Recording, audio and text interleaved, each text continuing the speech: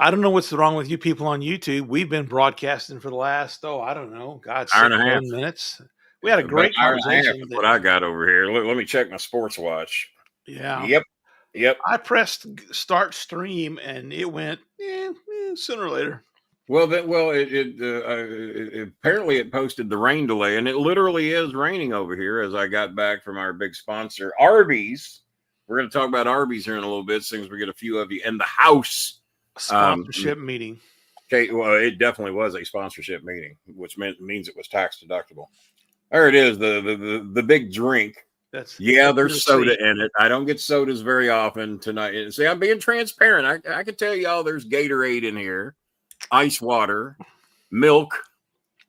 I wish it was the cookies and cream mint milkshake, but I flavored water. I showed some restraint. But big corporate meeting at Arby's tonight. We met with some of the executives, and we're going to go into details about that in a little bit, but could be something very nice for the charity. And I had to show them the paperwork for the 501c3, which now motivates them to do a little bit more. You know, Bob, that thing that we were assured that we could never get. That thing. Have you got a copy of it just to show the morons?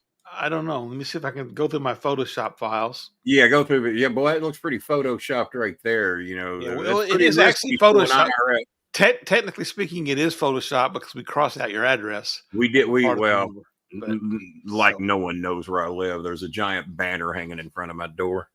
The Chris Schmidt was over here the other day trying to get in, he heard I had some Market Fresh sandwiches in here. He was wanting to get him a bite to eat. Is that what the dogs were barking about? They're taught to bark at ignorance or people that want Market Fresh sandwiches without paying for them. Well, we don't go with it. So shout out to all the sponsors real quick. Bear Nose Pizza. There's a chance I could be there this weekend. Haven't made up my mind yet.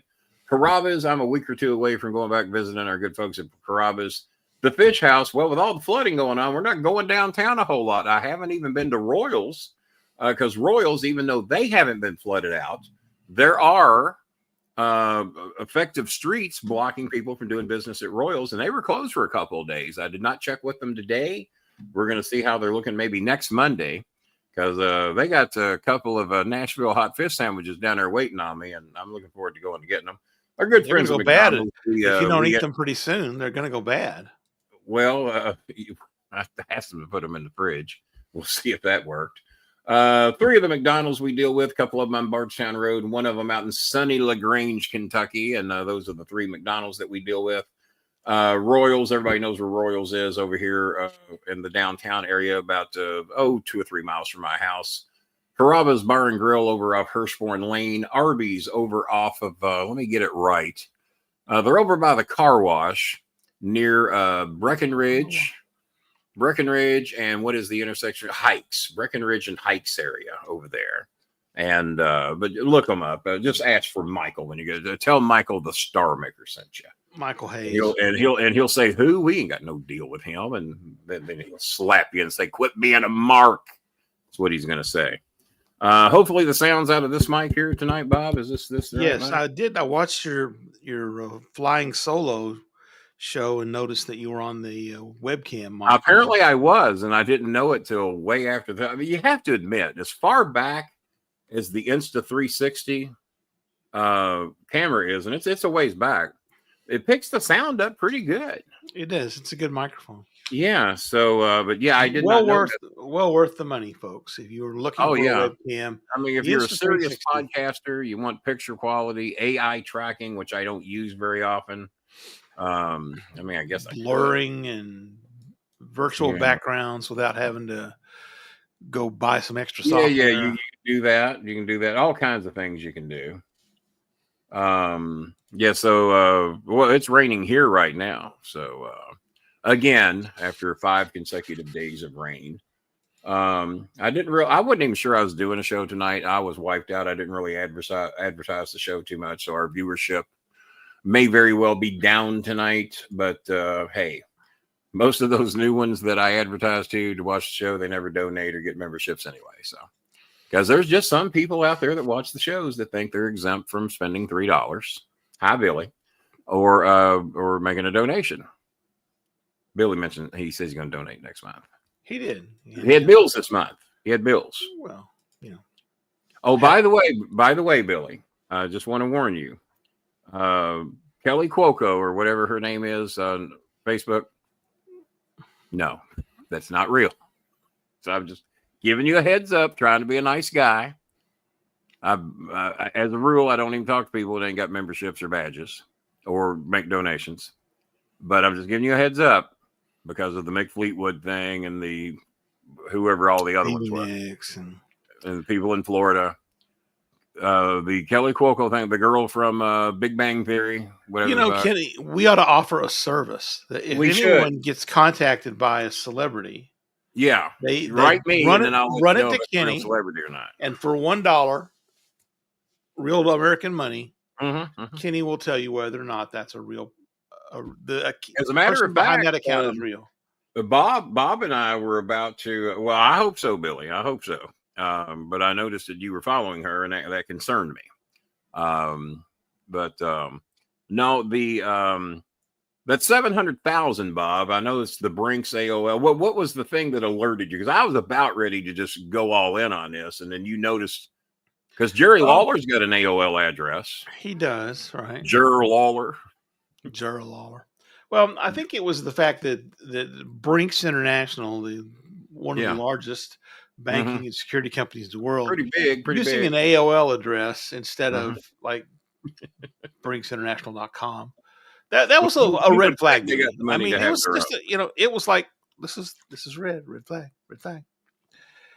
So I thought, well, that might be wrong. But then possibility. But then when you said spend it on cancer, and they said no, spend it on you, that to me is saying no, forget that.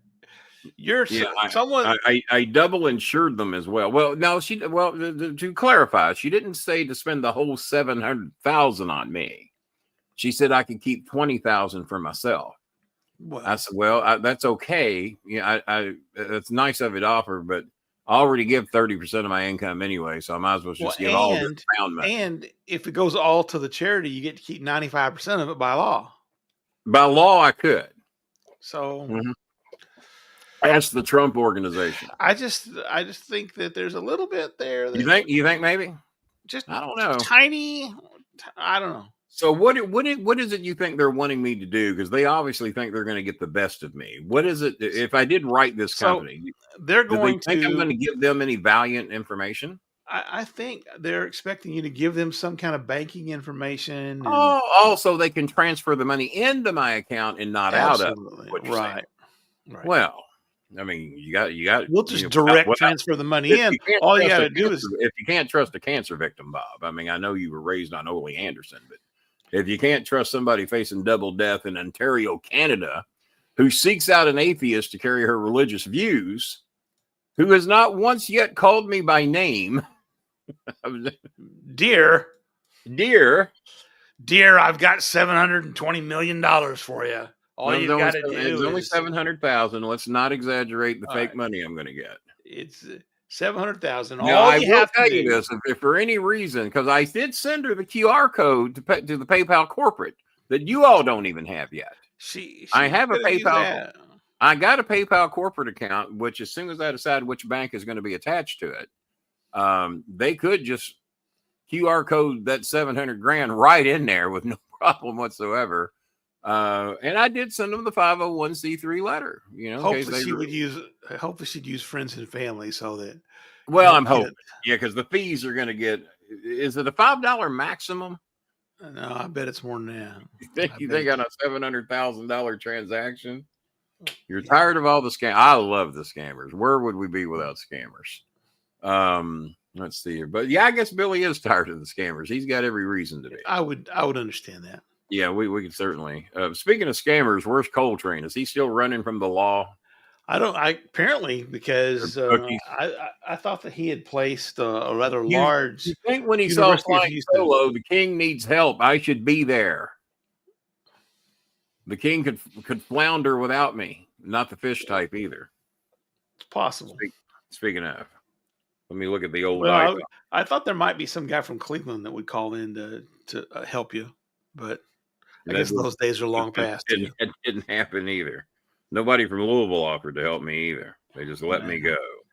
I bet there's a guy in Indianapolis that would come, let you easily want to join. Okay. By the way, shout out to Donald Flowers, who did buy one of the Shawn Michaels autograph picture. He paid for his today. And shout out to Randy Macho Man Jerry Satterley. I haven't spoke to him since 1979, but I keep bringing his name up.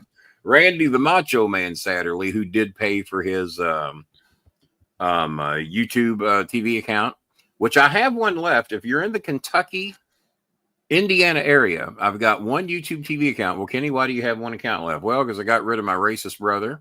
I gave him a refund on the unused amount of his YouTube TV because I'm a good, decent. I act like a Christian for some reason, but I'm not. But I act like one because I could have just kept his money and said, "Well, you pissed me off. You ain't getting any money back." But I gave him 50% racism fee. Racism fee. Yeah, I could have kept it as racism fee, but I got rid of him. And now, like Matthew would be a great. Well, no, because he'd have to actually pay for the YouTube TV account. Matthew, why ain't you got a fucking membership, Matthew? I'm talking like Festus talking to Matt Dillon right now. Matthew, why ain't you got a fucking $3 badge? Now is the winter of our discontent made glorious summer. What the fuck is he writing? That is, it's the opening line of Shakespeare's Richard III. He doesn't know that. He had to look it up. He copy posted that somewhere. Dick number 3. All right. Randy the Macho Man Satterley is, let me see what his ill intent here is. I haven't read, but Randy Macho Man Satterley is kicking the night off, being as we have no donation so far. Randy the Macho Man Satterley has took care of that and has made a $15 donation. Now, so you all know, the autograph pictures that I sold, the one to Donald Flowers and the one to Randy Macho Man Satterley, those are going into the pet fund. I was braced for about $250 worth of pet bills. I got over 600, and I don't know if that's ended yet or not. We're supposed to get the results on 2Cal tomorrow, and hopefully everything will be good news. From evaluation and looking at him and watching his behavior, everything seems fine. But what scared me is a friend of mine had a dog that everything seemed fine, but the dog had lost a lot of weight. And then the dog didn't live 3 months past their notice of how much weight the dog had lost. But he lost this 20-something pounds over a year. And we didn't cut his food back much, just a little bit, put him on weight control food, put him on better pedigree, shit like that. And the picture of the breakfast with Bolin. Oh, yeah, that's right. Yeah, that's right. Yeah, he paid for the picture of the breakfast with Bolin and his YouTube TV account. So. And I get paid tomorrow, and I already, because Bob has helped me out with some graduation gifts for a couple of our viewers. I sent a graduation gift in advance to Honey Rose because they weren't going to let Honey Rose graduate college without, she had raised over $200. She needed another $60. Well, it was send her the $60 or the kid doesn't get to graduate college, and she is a senior this year. The other kids don't get to graduate grade school if they don't pay for their requirements. I helped J9E out. J9E needed 1,500 pesos to be able to print out and produce her requirements, as they call it. Without it, she doesn't get to graduate high school. She's a senior. Pay the money, bitch, or you redo your senior year. You're smart. You're beautiful. You've done the work. You've done the job. Oh, but you have not paid the money that you don't have. So we're going to hold you back 1 year. Now, that sounds like fair education system. And yeah, there's some fucked up shit in America, but the Philippines is giving us a run for their money on some of the shit that they do to these kids. So Randy Satterley, above on what he paid for today, has made a $15 challenge. Thank you, Randy. And we will be here for at least 30 minutes tonight. And if we can raise $60, we will stay beyond that. We need a lot more than that, but we'll see how things go. And what am I going to do with Matthew? Matthew won't even get a badge. Matthew, did I have any other picture? And you got to talk to John Cena Sr. over here. You and Mr. Satterley both got to do that. That's a pretty cool thing y'all got to do. You think that alone would motivate? See, Randy's got his badge. Remember, Randy hadn't had his badge. Randy had his badge to finally work. Got it figured out. Good job, Randy. Yeah, because remember, he paid for it a long time ago, but it wasn't working. So Randy got his badge, but Matthew, no, I'm exempt. I'm too cool for a badge. Yeah, I've been in the King's home. I don't have to honor any of that shit. I could make a regular donation, but I'd just rather buy his shit. That's what I'd rather do. So, what do you do? I had to pay for another badge. Well, it worked this time. And the other one, well, you paid for it for a month and it didn't work, so he's out $2.99. I'm not gonna. We're doing a buy two get one special. That's what we're doing. Yeah, buy two, and you get one. It's reverse with the Philippines. Not a get one free, but yeah. Did you see? Now, a lot of y'all don't know this. I bought 14 pillows for our little friends over there that are needing help. That many of you have said that you want to be of some help with, and we hope you still feel that way because we threw them a big ass dinner yesterday. Cost a fair amount of money to do that dinner because there were adults and kids invited alike. Many people from the Catholic Church organization showed up. There were prayers. I sent Bob the video. I said, "Oh, was it a good day for the king not to be in that house?" Because I don't know any of the prayers they were doing. Now, my son's Catholic, and everybody on my ex-wife's side is Catholic. About half the Bolins, maybe 3/4 of them, are Catholic. Most of the Risons were Baptist. Pick your poison, folks. Pick your poison. And we had a big religion talk at Arby's tonight. Me and 2 or 3 of the customers and one of the one of the area managers. And then one of the people talking to me about wanting to help out with our charity when he found out that we help so many Catholic folks in the Philippines. He said, we might like to be a part of that as well. So, and that's going to come up in May. They have asked me to do a personal appearance over there during a car show they're going to be having at Arby's. Told him I'd be happy to do it. I said, but instead of paying me my appearance fee, why don't I just send you the 501c3 information and you just make a generous donation to the charity? And I'm not even going to give you an amount. You just tell me what you guys are comfortable doing. I'll come and do the appearance at your car deal. And I don't do too many of those these days. And I'll bring the briefcase and the crown and we'll have some fun with it. So I got the crown sitting up here on the desk tonight. And we'll have some fun with the appearance. Like I said, shit, if they only offer $200 or $300, you know what? And I think Joe McDonald, he had a farm, right? Is this the podcast about bowling? This is the one. Yeah. Yeah. We'll get to the bowling talk in a minute, Joe. Just hang on. Yeah, we're going to show you how to get. We're going to show you how to get 3 strikes here in a little bit. Yeah, and or one. That's sometimes or one. Sometimes one strike's all you need. A lot of people think you need 10 for a perfect game. Not necessarily the case. I talked about tariffs tonight. I talked about tariffs, and I got a family member that's very educated in finance and tariffs and things like that. We had a lot of talk about that, and see Billy offering the voice of reason here. I typed up bowling podcast and this show came up. Well, there you go. Well, I'm glad it worked out. Yeah. We'll see if you read the name of the show, you might see why it led you here. Maybe. I don't know.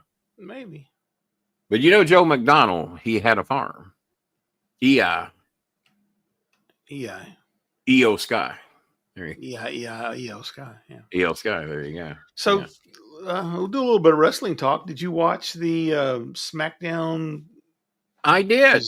Disaster of Charlotte Flair and Tiffany Stratton. We talked about that at dinner tonight because the general manager Michael at Arby's. Shout out to Michael at Arby's and anyone else that was Arby's tonight because there were some other people there said they were going to tune in and watch the show tonight. And they picked up the Reubens. You were telling me, Bob, I need to try the Reuben, and I haven't tried it yet. So in your honor, I am going to get a couple of Reubens in a couple of weeks when I go back to Arby's. But my son has a picture of Ludwig Kaiser on his phone, and it's just a talk of the internet. Like Ludwig Kaiser, he's got Tiffany Stratton.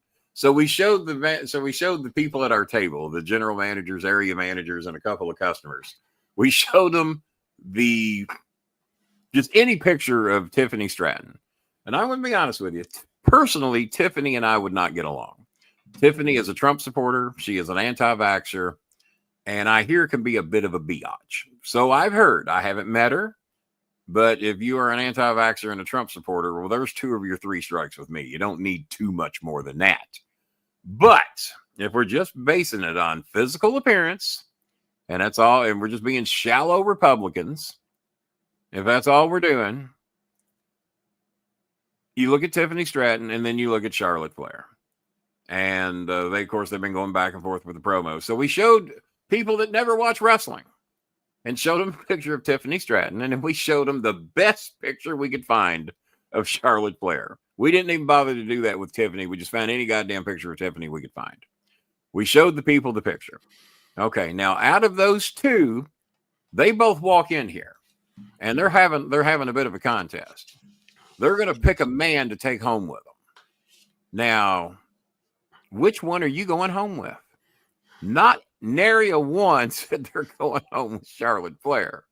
So poor Ludwig Kaiser, who I was not enough in the know of this to know that those 2 were dating, but I should have figured something out because, my God, all wrestling has become is an interbreeding ground for each other.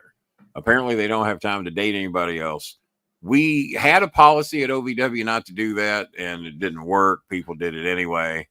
And when Jimmy Cornette is married to one of them, it's kind of hard to enforce that rule. So, you can marry and fuck the talent, but we can't. So it was hard to enforce a rule. And then, of course, Danny Davis was married to the ring announcer, Tammy Faye Davis. So both of those are violating policy. And now any girlfriend I ever had did not work for OVW. Not one time. Not once. Even in my thinner days, not one time. Because I thought it was a bad fucking idea. Because eventually you break up. And eventually shit happens like what happened on Monday Night Raw, to where you've gone through 3 fucking divorces. If I had to guess, I would say all 3 are to wrestling personalities, or am I wrong? Because I'm just guessing. I just, the only reason I knew of the most recent one, she was married. Bob, are you there or are you frozen? No, I'm here. You look frozen. I feel frozen. So who did she just recently divorce? Because I know the name if you say it. She was married to Andrade. Andrade, okay. So never knew anything was wrong. Never knew they was going through divorce. And then Tiffany points out she was boo-hooing about that. Who was husband came out of 2? nowhere. Who was husband? I don't remember. I think it was a wrestler, but it wasn't a name wrestler. Yeah. Well, you got to elevate the talent, Flair. Bob. You got to elevate the talent. All right. So Charlotte Flair was, Mickey James kind of broke up with Cena and then started dating a jobber. I mean, so it happens. Her first marriage was to a guy named Ricky Johnson, a man she would later describe in her autobiography as someone, basically he beat the shit out of her. Oh, okay. And then you Thomas Latimer. One of those beatings and then get the fuck out of the relationship would be my best advice. Yeah. Thomas Latimer was her second marriage, a wrestler whose ring name is Brahm. I don't know. Maybe he serves ice cream or something. But that failed. So it was pointed out she was 0 for 3 in relationships. And then she says to Tiffany that Ludwig is in her. Yeah, Kaiser's in my DMs. Yeah, Kaiser's in my DMs. Ludwig, is that what he goes by? Ludwig Kaiser? Yeah. And so I showed the picture of Ludwig Kaiser to the military guy that runs Arby's, and he says he looks like a Nazi. I said, well, yeah, it's kind of the. And so then we showed him a picture of who's the guy that Uso's getting ready to fight for the title. What's his name? Gunther. And he says, what about him? And I said, is he from Germany too? He said, no, he's from Austria. I said, isn't that worse? He said, that is where Hitler kind of hailed from. I said, okay. I said, but then again, so did Arnold. I said, Arnold seemed decent. I said, was Arnold a one-termer or a two-termer? And Arnold, even though he was considered a good governor, was only a one-termer. But not one person in Arby's that we showed their pictures to said that they would take Charlotte Flair. So the only thing that Charlotte's ever spouted out of her mouth that nobody believes is that Kaiser is is trying to get a side deal going with Charlotte Flair to fuck up what he's going on with Tiffany. He probably he's in her DMs. He's like, "Hey Charlotte, what should I get for Tiffany for her birthday? Hey Charlotte, hey Charlotte, what do you think Tiffany like? Charlotte, will you come to the back door and let me in?" Because we do that all the time. We'd be locked out and we'd have to text somebody in the building to get in. Well, we start talking about white women and look who shows up. Oh man, you always yeah. Now I just woke up not that long ago. I want to talk about one of the women that I just love and adore. This is my sweet Cheska. We just recently helped Cheska get some medication and some food. She is struggling, working on her own, working to support herself, put herself through college. And she is a sweet kid, guys. And I think the world of her. I want her to know that, because I don't often get to say these things while they're watching the show. Cheska is just the sweetest and smartest thing you're ever going to want to see or hear from. And never really asked for any attention on the show or anything. And she doesn't ask me for much. She says, I know you try to help a lot of people. And many times when I say, she's, well, don't worry about me. I'll know she's struggling. And she'll say, don't worry about me. So the other day I sent her 1,100 pesos out of the blue. She said, why'd you do that? I said, because I know you need it. And then she shows me the medication she bought. And guess what she did, Bob? She was starving, hadn't had anything good to eat. And I'm not going to criticize her for this.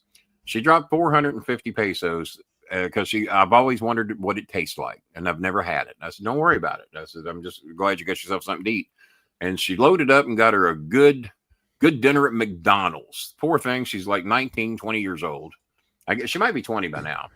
And had her first ever McDonald's at the age of 20. Eunice's family has never had McDonald's. We're trying to work that out in the very near future. We got them set up pretty good on food. One thing they got now in Eunice's house for those and the 8 kids is peanut butter. And I got them 16 jars of peanut butter and 330 pounds of rice for the 2 families. And the guy, the Darby's tonight, he said, well, that's like a year's supply. I said, no, that will be lucky to last 3 months. So there's a lot of people eating on that rice. And then the neighbors come by and they're hungry. Well, fuck, if you got 330 pounds of rice sitting in the house, you can't turn your neighbor. Decent people wouldn't, especially when they got kids. So no, I do not. Are you mad that we fed the neighbors? No. If the neighbors are hungry, fucking give them something to eat.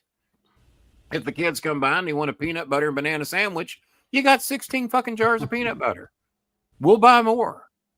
Feed them a goddamn sandwich. If they're hungry and they ask you for just food, grab a spoonful of peanut butter and hand it to them. That's what I do for the dogs. and it's a good source, and it's a good source of protein. So let me check here because I think TC from the NC's made a donation. Let me check. I don't have my Google phone handy. It's put where the Arby's food is. So far, we only have, after that lovely story I told about Tiffany Stratton, we only have 2 donations. We have $10 from TC from the NC, and Randy the Macho Man Satterley has donated 15. So we've only made $25 tonight. We've already been here pushing the 30 minutes, but guys, we're desperate for help. Let's hopefully to God do between 60 and 100 tonight if we can. It's Thursday night. I don't know if I'll be back here for the weekend or not.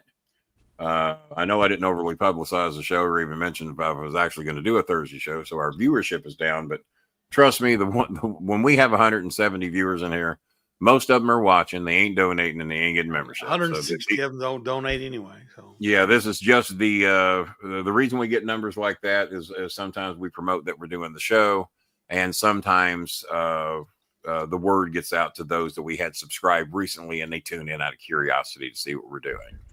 Or Bob will create an interesting meme that draws their attention to the show.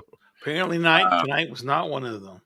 Although I do want to get into some of these ratings. McDonald did pay for his Shawn Michaels picture, and that's a help. Donald has been very helpful. And, and he donated 50 the other night to help out. So, Donald ain't got nothing. Don't worry about it, Donald. You're good. Well, who's Matthew right there? Matthew's my nephew. Okay, hello, Matthew. He's about to get banned though. What's he doing now? Because I haven't been looking. Well, he is yapping with no badge and no donation, isn't he? Cow jam. What the hell's cow jam?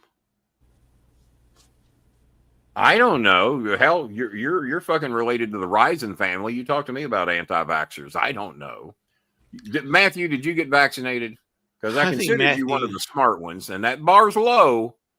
That bar's low. But well, Matthew's not a Risen. He's a Herbert. He couldn't find any bleach to inject. He just decided to do bourbon instead. Matthew's a disciple of the Johnny Risen. All right, he is vaccinated. All right, let's go. All right, well, see, I told you he was smarter than some of them. All right, so Kenny, we did advertise this show as you rating some of the most important things, and we haven't done any of that yet. Yeah, okay. So I'm going to start off with a little simple one. So then we'll move up. I want you to rate and rank. Okay. The days of the week. Rate and rank the day, and like you can start at the top and go to the bottom, or 7 to 1. Let's go backwards. Number 7. What is the worst day of the week? Mondays. I think Garfield. Right. Because Raw is on. I don't give a shit. I always see Raw on Tuesday, so it don't mean anything to me. Because I have Cody and I ain't paying $23 for Netflix. As a matter of fact, Kunika Jane, my sweet little friend from India, wrote me, Kenny, do you have big plans for WrestleMania? I said, no. She says, why not? I said, because I don't have Netflix. Why not? I said, well, I don't know. Ask Jerry Lawler. Jerry Lawler got more money than I got, and he ain't got Netflix either. It's on Peacock. WrestleMania is on Peacock. Oh, is it? Oh, then I'll see it. Yeah. I'm shocked Netflix ain't got WrestleMania. You write her back and you tell her you got. All right, I'll let her know I'm on the cock then. I think as soon as I've overdosed on cock, and I'll be watching the thing. Yeah, so I think Peacock's got a number 2, 2 more years on the. Oh, okay. All right. Well, I guess PLEs or whatever. I did not realize because I even asked some people, does the cock have it or does the Flicks have it? And they said, no, I don't think the cock has Mania anymore. So they're wrong. Yeah, well, good for the cock. I've always said if you get the right cock, it's good for you. I've always said that. That's what they tell you. All right, day number 6. So Monday's ranked number 7. Number 6, what would be the worst day?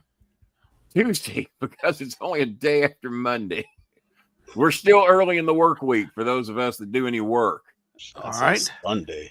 Number 5. That'd be Wednesday. Because they're right I'm noticing a pattern here. Yeah, we're right smack dab in the middle of shit. I'm normally caught up on my work by Wednesday. And Wednesday is kind of like a day off for me. So hump day is kind of like a day off. All right, let's go to the next day. Number 4. That'd be Thursday. See, because Thursday, now we're cruising. Now we're cruising into the weekend. We're cruising into the weekend. And so did we rank Thursday 4 or 5? That's number 4. That's number 4. Right. Number 3. Number 3. Let's go with Friday. No, I would disagree with you there. I'll let you explain, but then I'll tell you what I think would be the right answer. Well, okay. Well, hang on. No, we're going to make number 2 Friday. Okay. And then I'll have my reason. Number 2 is Friday. Right. Number 1 is Saturday. Mm-hmm. Number 3 is Sunday because it's getting close to fucking it's Monday. Almost Monday, right? It's almost Monday again. So there we go. All right. Here we go. One of my other little sweeties. This is J9E. And J9E, I've helped 2 or 3 times this month. And the reason being, they weren't going to let the poor thing graduate. She needed $30 to get her requirements. And I've been sending Bob the receipts of some of the people that we've been helping and as to the reasons why. So Cheska, we helped because she needed medication and food. And like I said, very smart, very beautiful young lady. J9E, very sweet, very beautiful, very good little dancer. And she needed $30 to be able to fucking graduate high school. So I could be selfish and say to her, well, let's wait. Well, she couldn't wait. She didn't have no choice. So I couldn't wait to do the show and raise $30 to help the kid. So I sent her the 30 in advance. She was so thankful, wrote me a very appreciative letter today and says, I can graduate. I'm going to graduate high school because they were going to make her do 12th grade again if she didn't pay the $30 for her requirements to get everything printed out she needed to do. Insane. That's crazy. And I did help her get 25 kilograms of rice, which I think I sent Bob a picture of her holding that rice. And then she's got a little friend named Lizelle that we helped a couple of times recently. Yeah, well, and apparently Lizelle's mother thought that she had found United States Savings and Loan. And I think Lizelle's mother put her up to writing me pretty much every day. And I said, well, Lizelle, we can kind of help once a month in some cases, once every other month in some case. We can't help every day. So, but I'm hungry. Yeah, well, Yeah. what did you do before you knew me? And I just bought you food twice this month. Yeah. Well, we Budget. ate it all. We had a bunch of food, Okay, so we ate it all. Well, all right, and so we'll go to J9E's house because she's got food. I've got pictures. I don't have context, however, on any of these pictures. So. Okay, that is one of the neighbor kids. I bought that bench for them. Believe it or not, that little bench listed for $50 Filipino, or pretty close to it. It was 2,400 pesos new. One of the neighbor folks was a little desperate, and plus the thing matched the chairs I'd already bought them a few weeks ago, and they said we will take 1,500 for it instead of 24. And I said, well, how? So Eunice's mother said it would be a big help for when the kids come over. It can act like kind of a secondary bed. It can also range for extra seating at the dinette table, even though of its curved stature, you can sit probably 3 kids pretty comfortably on there. And little Ye Ling and I don't know the names of the other 8 kids or 7 kids, but he's one of them. And so that's the chair we got them. Eunice's mother paid 800 pesos of it. I paid for the rest. And I'm also buying them a cushion for that. It's about a 3-inch thick cushion that will cover that bench and make a nice little bed for them. We bought a couple of air beds. I don't know if Bob's got pictures of the air bed or not. And we got them 14 new pillows. That's 10 of them. We got them 14 pillows. 4 of them came with the air beds we bought them. So that was a nice start. But the kids had no pillows. They were sleeping on tarps and folded up clothing for pillows. And all of them are bitching about their necks hurting and everything. Well, of course they are. So 14 brand new pillows. I told Eunice's family, keep some of these newer ones for yourselves, for your home. Any of your old pillows now go next door for that family and kick them whatever new pillows you're not using. So we got all those pillows that you see in that picture for 1,200 pesos. What, $24, Bob? Roughly. About that, yeah. Yeah, roughly $24. That is some of Ye Ling's brothers and sisters there. I think, is that Ye Ling in the black in the center, or can I tell? I don't know who's who. So. Yeah, I don't know, but that's many of her brothers and sisters, and that's a little table they're sitting on there. Might want to buy some padding for that. There they are. Here they're all eating, having dinner. This was yesterday, guys. This was yesterday. So we at one point thought there were 9 kids. Started that there were 8. Well, here's what happened to the 9th kid. He was actually served for dinner. Yeah. He was the main course. He was the main course, and protein. That one kid, he's grasping a hold of a peanut butter and nanner sandwich is what he's got, and I think the kid he's looking over his shoulder to make sure nobody knows. Yeah, he's making sure. Yeah. No, this is a what do you call it? A hologram. I don't really have a peanut butter nanner sandwich. Which is a stealth sandwich. So I have told Eunice's mother, anytime those kids are hungry, I said, store the 330 pounds of rice in your home. And anytime those kids are hungry, you feed them. And if you need something else to go with it, eggs, soups, stew, whatever, I said, let me know what you need. We'll make sure you get it. And I said, because if kids are hungry, feed them. So that's what we're doing. And we got them some bedding, some pillows, and slowly but surely we're making their lives a little better. Bob's $200 that he donated, he thought was basically just going to get them a doctor visit, which sounded reasonable to me. But with some assistance from Eunice's mother, helping negotiate with a friend of hers that was a doctor there, for Bob's $200, we got all the kids checked out. On top of that, got them all their worm medicine. We weren't counting on that because we thought the worm medicine was going to be separate.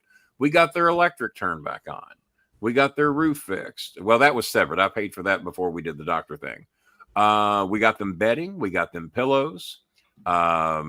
Eggs. We got them a couple of crates of eggs, and I think I wrote Bob a list of everything that $200 got. I'm probably leaving a couple of things out. Oh, some clothing. We got Ye Ling a new pair of shoes for graduation. We got her a gown. Somebody made her a little angel thing for the church thing they were doing yesterday, and Bob's $200 got a lot of shit done, a lot more than we thought that it was going to do. And So, and then on top of that, we spent, I think, $80 something to get the roof fixed. What else? God, she's got a couple more things we need to work on. All those kids could use an outfit or two. So, if there's anybody watching the show that would like to help, and right now there's nobody. Let me check. Might have to refresh and update. No, that's no. 25 is all we've made, Bob. So we'll hang around here till 10:05, and hopefully somebody will have some mercy and help us out. Way that mercy, because we spent a lot of money that we have not took back in yet. That's true. Yeah. So we got 25, and I can't ask fucking Donald Flowers to do anymore. I can't ask Randy Satterley to do anymore. Nicole donated $30 the other day. Got a feeling Billy's sitting on some cash though. You would think. Got a feeling Matthew's sitting on some cash. He's probably getting ready to fly out to WrestleMania. Could be. By the way, I just booked us my company. Well, not my company, but the company that I do side work for. I got us booked for 8 days in Las Vegas, and I actually got our representative. They wanted $279 a night for a sleeping room for Saturday and Sunday because that's when Mania is going on. Right. Well, we defeated that and got their rate down to $129. I said, you let the rep know I'm saving his fucking ass $150 a night, and he better remember me down the road bonus time. Mm-hmm. So, and then got our meeting space for $100 a day. Normally it's $550 a day, and probably during WrestleMania even more than that. But they like us. They know we come there 6 times a year in the Las Vegas area, and plus I booked California up quite a bit too.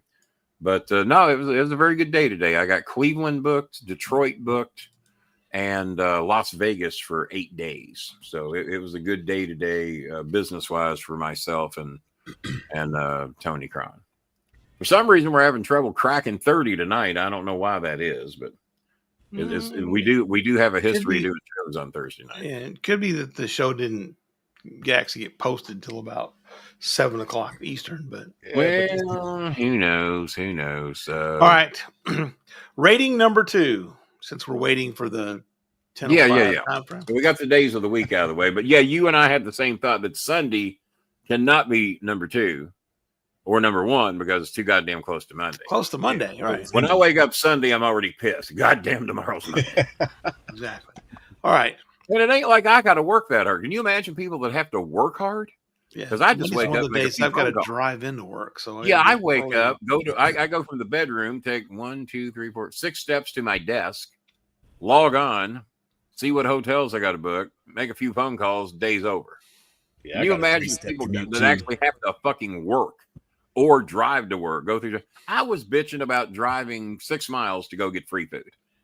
God damn, why don't they just bring it to me? We do get conditioned to some stupid shit when we do get conditioned. All right, let's rate Nate. Hey, hold on a minute. This is important. Nate, I might be needing your services soon, and I'll pay you for it. Nate, Bob, listen to this shit. I found on eBay a 98-inch Samsung television, 4K, all the good shit. That's a 77 behind you. I found a 98-inch 4K HDR Dolby Vision. The list price on it, buy it now for $700. Well, that's a hell of a fucking deal for a 98-inch TV. So it says it's lightly used, works perfect. You can even put a warranty on it. You can put a 2-year warranty on it for $99, which I will do. Are they selling it because Mrs. Morgan has cancer and needs to? Well, eBay doesn't normally go that route. I'm buying it off eBay, not Twitter. Off Twitter, I'm sure some cancer would be involved in this television. But no, they're selling it for $700 or best offer. So I checked the best offers, and the best offer was me when I posted $595. And you can do a pay in 4. So I said, motherfuck. So I'm supposed to know something tomorrow whether or not they're going to accept my $595. If not, then we'll go to $700 if necessary. Pay in 4. And I'll find some place to stick that 98-inch TV. I don't know if it'll go here because that is the OLED. Now, a 98-inch OLED is about $7,000, $8,000. Damn. The OLED version, but you know what? not a lot of the shit I watch. Watching about that. Yeah, unless you're watching something in Dolby Vision, that OLED does not help you with anything. Most sporting events are not in Dolby Vision. Very, very, very little of it. Narn Anderson said he was donating on this show. Narn, are you donating? Because he does have a badge, though. He does have a badge. Said he was going to donate on the next show. I think he said. Clever. We could use his help tonight because $25 ain't going far to help everybody that's needing help. And Norton's going, boy, I had to show up, man. No, we're still stuck at he's. I thought the show was over. I was going to try and look for the replay. Yeah. That's what he was doing. He was looking for the replay. All right. Replace the whole wall with nothing but a TV. Well, that's what I'm going to do. You figured me out, Nate. That's what we're going to do. That costs more than the TV set. Because that costs way more than the fucking TV. That's why. And I might walk into traffic if I'm doing that like stupid people do. I just want the big fucking television and the safety of my own home, where the only thing I'm going to walk into is that screen when I'm trying to catch a fly ball. Shout out to my Cincinnati Reds. We're the only team to beat the San Francisco Giants. We were going for the sweep yesterday. We were up 6-1 in the 7th inning. I'm about to text Vince Russo and give him shit. We're about to sweep your ass, motherfucker. You got us 2 out of 3 in Cincinnati, but we're about to sweep your ass. We got the best pitching staff in baseball. We're up 6-1. You ain't got a fucking chance, bitch. Well, thank God I didn't text. Thank God I didn't text that. 6-4. We lost. Yeah, 6-5, 6-6, extra inning. Home run. Game over, bitch. So that's the text I was so glad I didn't make, because I was that close to giving. That'd have been Murphy's Law. And the Reds were involved in 4 consecutive 1-0 games. We shut the Giants out 2 games in a row, 1-0 and 2-0. And then we lost 4 games by 1 run. 3 of them fucking shutouts. Hadn't been done since 1907 to the Reds. Probably any fucking team in baseball. So second only to the Cubs. Well, Bob helped me out a little bit with the Cubs. I can't remember if it was yesterday or today, but Bob helped me out a little bit with the Cubs. I know yesterday he did. Yesterday with them. Trying to keep the Cubbies down a little bit. So Nate, what will you charge me? Because you'll have to bring some help. You ain't going to hang a 98-inch TV by yourself. But if I get this television, there's a pretty good chance I'm going to hang it in the bedroom. That'll give me a reason to watch more TV in the bedroom if there's a 100-inch fucking TV hanging back there. But let me know what you charge. But you will have to bring somebody to help you that knows what they're doing. And or I could just prop it up on those 2 coffee tables over there, and it will cover up most of the Yeah, and wait for Scooby's tail to smack a hole in it. No, so it ain't going in. If it goes in here, it's going to be hanging up on that fireplace. See where those, to give you an idea how wide 100 inches is, you see where the lamps are on each side of the TV? If we were to hang the 100-inch up, you would not see the lamps.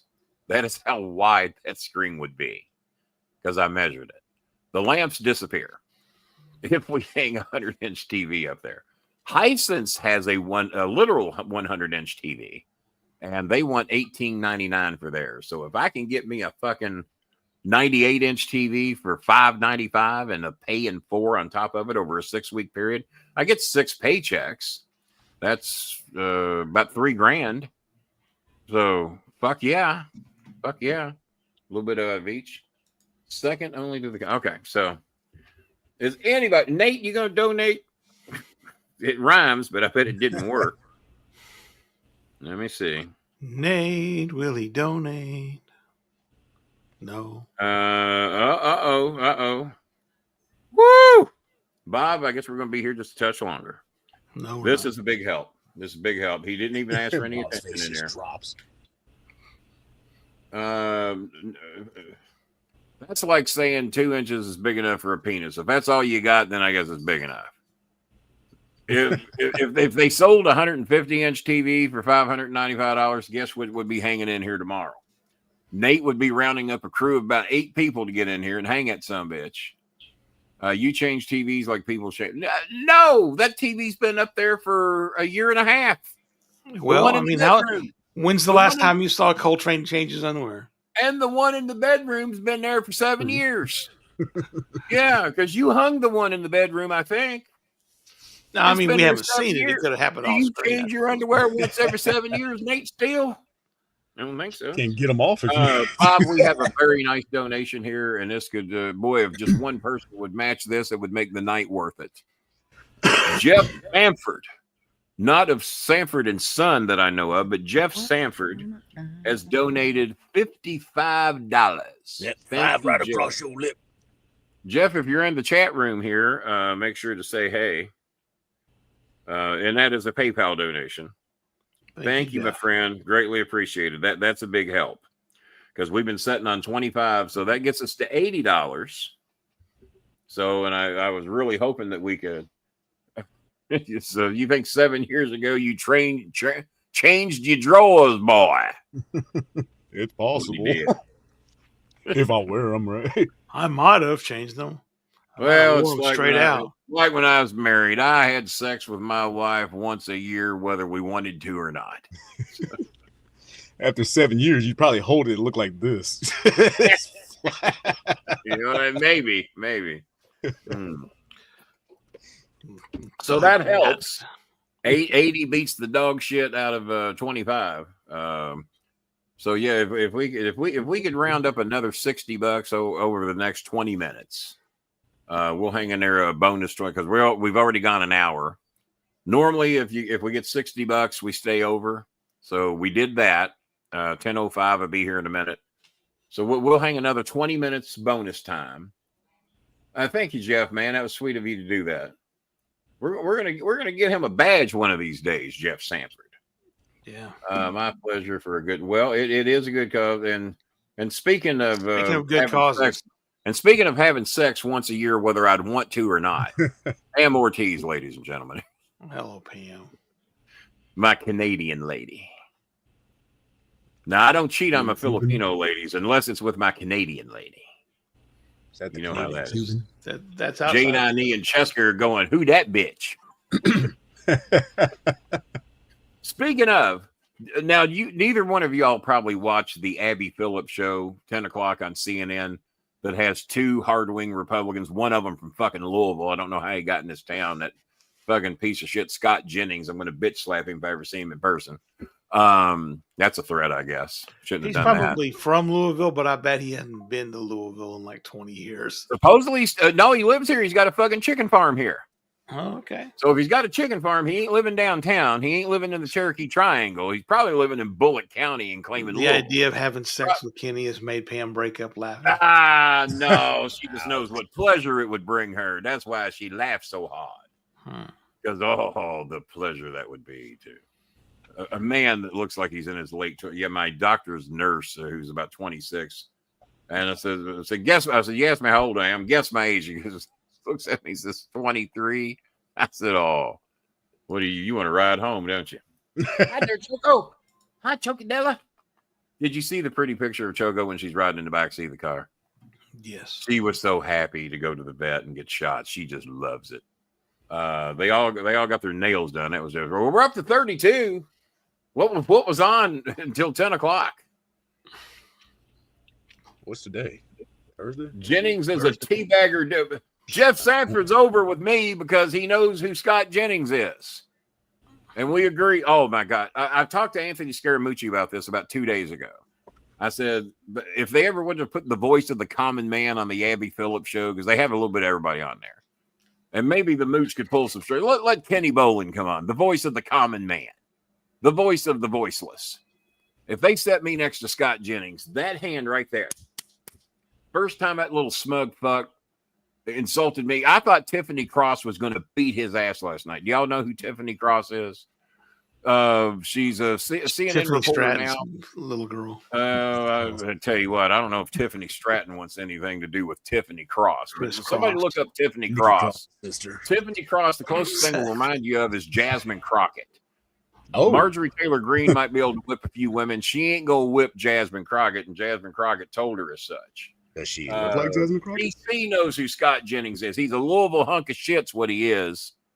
And but I think he's a Bullitt County piece of shit because he's got a chicken farm, and he'll sit there and he says, "Well, if you're in this country and you're here illegally, you're a criminal." Well, no, that's not how it's listed. And Abby Phillip points that to him every time he says it. It's some type of a violation, but it is not a criminal offense. It's a civil defense. That's what she says. She's pointed out to him, and he sits there with that smug fucking face. Well, if you're in this country and you're a foreigner and you're not here. And you're here at the wishes of the president. You know, if you're here talking anti-America shit like these college kids are fucking up.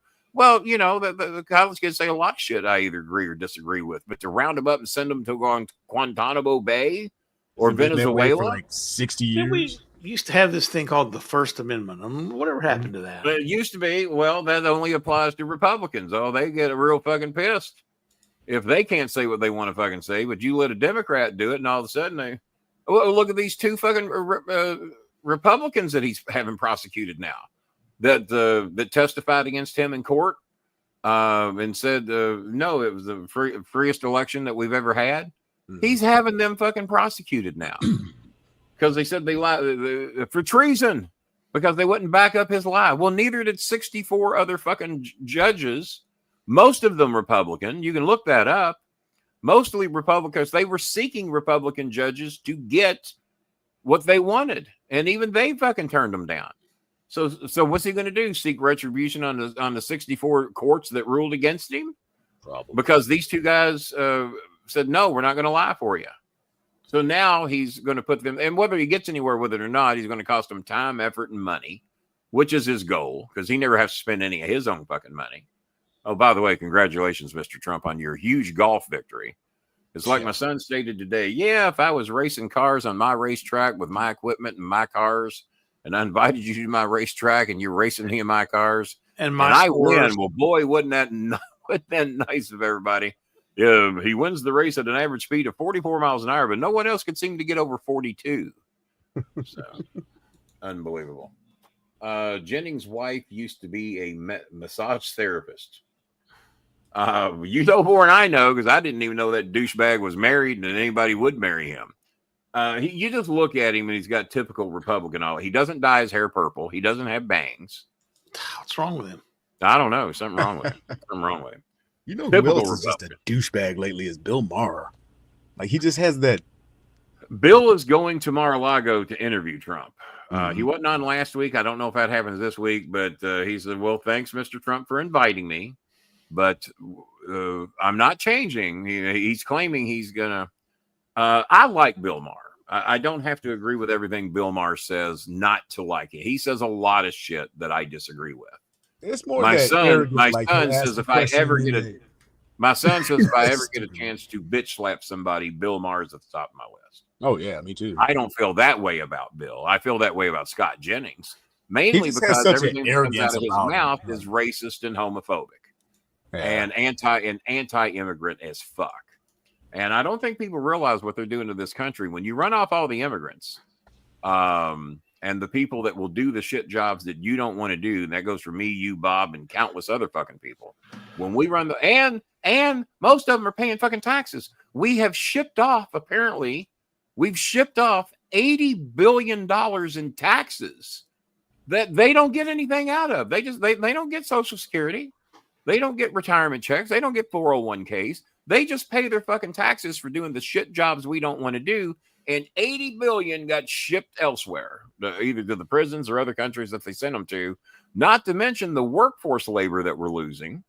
And not to mention, oh God, it got so deep about talking into what it would take for us to rebuild all the factories or just to build the factories in general, to build all the shit like you can't, Bob, I don't think there's any shoes manufactured in this country of any quality whatsoever.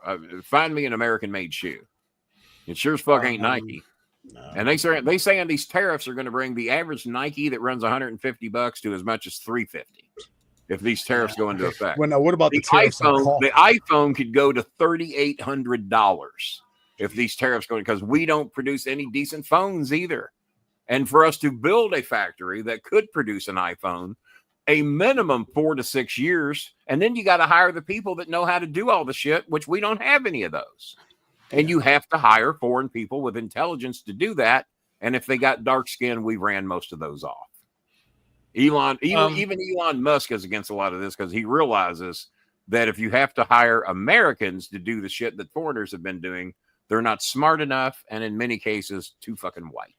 Yeah. Because, look at all the doctors and nurses that we shipped out that were here on work visas, but because they had dark skin, they got shipped out. And that's the only reason they got shipped. Because Elon wants to battle for all the white ones to be here. Fuck, Trump don't mind the rich white ones being here, selling the $5 million Trump card. Well, this will get you heard of a green card? Well, now you got the Trump gold card. And it gets you things your green card doesn't get you. Yeah, money in his fucking pocket.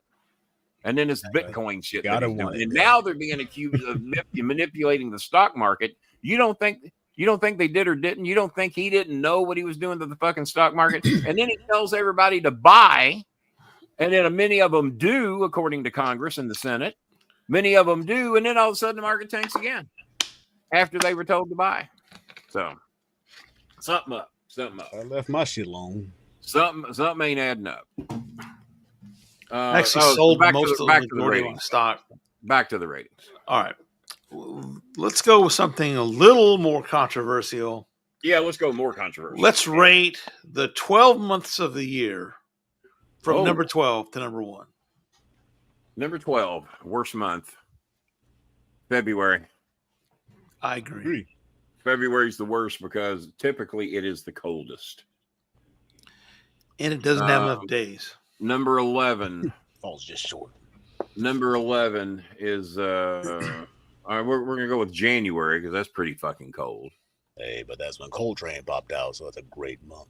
Well, fuck birthdays because mine's going to be factored in there too. And there's a couple of decent holidays in January. So, yeah, I'm even fucking holidays. This is all weather related. I'm just telling you now. That's only going to be weather.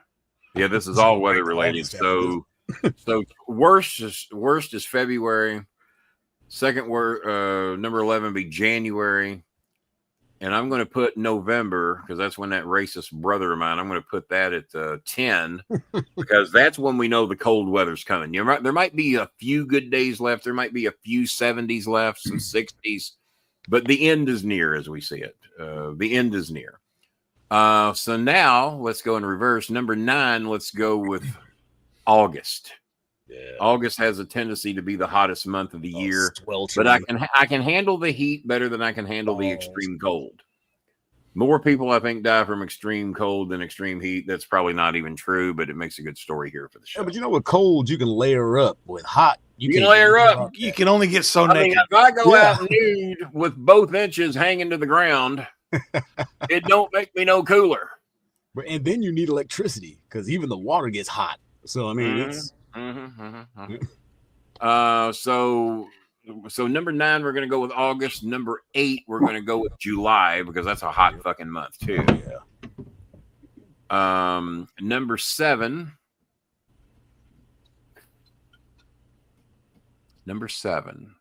go with June. June is a tendency to be a decent month, but now we're sneaking up on July. Going to get a little hotter. Number 6, let's go with March. March is my birthday month, but still some cold. But my birthday is normally an indication that warmer weather's coming. March the 3rd, we saw the first Easter flowers blooming around here. Right after my birthday, about March 16th, March 17th, we start seeing the trees blooming in a little bit. I took some pictures of the BS Incorporated. I took some pictures of the BS Incorporated banner outside and people noticing some color coming to the neighborhood. Not your people, Coltrane. I was waiting. See the brothers start rolling in. Look. No, we have look, that house has got some color on it. As a matter of fact, my apartment, let's see, they tell me I'm white. They say floor number 2 is a black man, floor number 3 is a black man, floor 1 rears black man, floor number 2 the mailman. So 2 whites, 3 blacks. So we're a very segregated. You make the blacks sit in the back, and then in the upper deck. Well, no. Actually, we've got the cheap seats or the back. Lower front, me. white German Indian. Upper floor, I would say pure black man, whatever that is. The back, pure black. So that's 2 black. And on the 3rd floor, T, he's the one that hung my banner for me. He's black. So this is I'm a minority in my own building. I'm a minority. But we have 1 white in the front, and then on the 2nd floor is black. 3rd floor is black. That all face. So I'm a minority even in the front.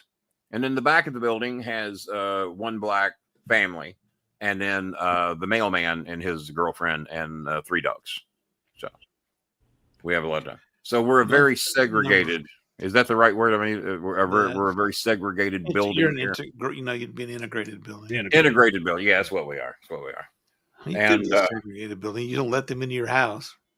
You can't come into my apartment. No, sir. Oh no, I stick the dogs on T. No, T comes in my home. I even the mailman has not been in my home. The other white guy that lives here, he's never been in my home. We talk out on the porch all the time, but I think people would rather not fuck with my dogs, and my dogs don't like really anybody unless I invite them in and slowly introduce them to them. But if I just let you in, somebody getting bit. They have to be slowly introduced to people. Ask the maintenance man. My son's description of this is that my dogs think I'm helpless. Well, if you see me walk around outside, you see why they think that. And they think I'm helpless, and they think they have to protect me because they don't act like that around him. He'll go outside, take them out, no leash. They don't chase anybody. They don't fuck with anybody. They don't fuck with other dogs. If I'm out there, you can be an old woman with a cane and a walker with a bass cart and a bag over your shoulder, and they will go attack her if I let them. She's a threat. Feeble old man. She's on wheels. She can hurt you, boss. So, what do you do? Right. Month number 5.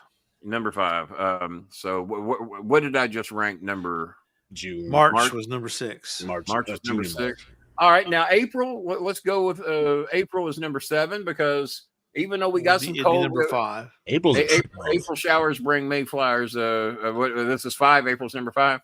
Yeah. And number 4 would be. I've had blizzards in Nebraska in April, and then there's been other times where there's been tornadoes. Yeah. It's so hot, you know. We rarely get snow here in April, but we have gotten snow on Derby Day, which was May the 5th one year. Oh wow! It got snow and ice on Derby Day, May the 5th. Jesus. So now that's rare. I mean, that's not, you don't look for that. But I remember those fucking horses were racing in sleet. I tell you the year it was 1990. It was when I got divorced and moved back to Louisville. So my first summer back in Louisville after leaving Atlanta, snow and ice on Derby Day. Not a lot of snow, but it was cold as fuck and a lot of sleet. They were sure for his mountain goats, huh? Yeah, it was more sleet than snow, but still. But no, April. That's my next one. I'm ranking April. It's starting to get warm. We're starting to get some 60s and 70s. We haven't really got to the 80s yet. May will be my next one. We're going to rank May. May is the cold shit's gone. There's going to be no more fucking freezing temperature as a rule. Thunderstorms every single day. Unless it's Derby Day 1990. I love May around here. May is beautiful. Never too hot, never too cold. May is kind of the perfect month. We love rain here. June starts getting a little warmer. So June's July's hot. August is hot as fuck. August is terrible around here. September. What a great month September is. It's Two Cow's birthday, September the 17th. I know somebody else born on that day. I can't remember who. But September is a mix. Early September, it can still be hot as shit. We'll get 90s in September all the time. But normally by late September, now the signs of fall are coming around. And then have we covered October yet, Bob? No, we have 2 months left. October. 2 months left. Ooh.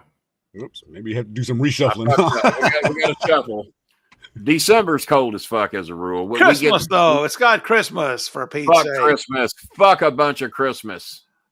A bunch of it. Like I get presents. I wonder why I don't get presents. I don't know. I haven't put my finger on it. Fuck. Maybe because I said fuck a bunch of Christmas. Catholics and the Filipinos love Christmas. They said, you know when they start celebrating Christmas in the Philippines? Because there is a month. What? You ain't that fucking far off. September. Oh, we start gearing up for Christmas in the Philippines in fucking September. Walmart's starting to do that shit now, though. Before Halloween comes out, it's never too early to start selling the marks the shit they don't need. It's never too early to do that. So let's shuffle back. Let's shuffle back. December is the sign of the cold is here. There ain't much we can fucking do about it. Thank God Christmas is in there, because otherwise you ain't got nothing to look forward to. And I got to give shit out on Christmas. I don't get anything. So you know what? Put December as the worst month, because I got to give, and I don't get, and that ain't right. That'll teach you to have kids. And that brings us to October. I love October. And of course, Earth, Wind, and Fire wrote World Series. World Series in October. NFL season's getting the shit going. It normally starts late September, early October. We got the NFL season going. Great time of year for television. College hoops is getting ready to go, starting late October, early November. But the weather around here is normally just fucking beautiful in October. Not too hot, not too cold. Lots of 70s, few 80s are left. A cool day is 65 degrees in October. So no, October. It's between October and May would probably be my favorite 2 months. So let's rank those 1 and 2. I'm going to give October. Well, I'm going to give May number 1 because at least we still have warm weather. October will be number 2 because the cooler weather's coming, but it's not quite here yet. So there we go. All right. Did we get any more donations?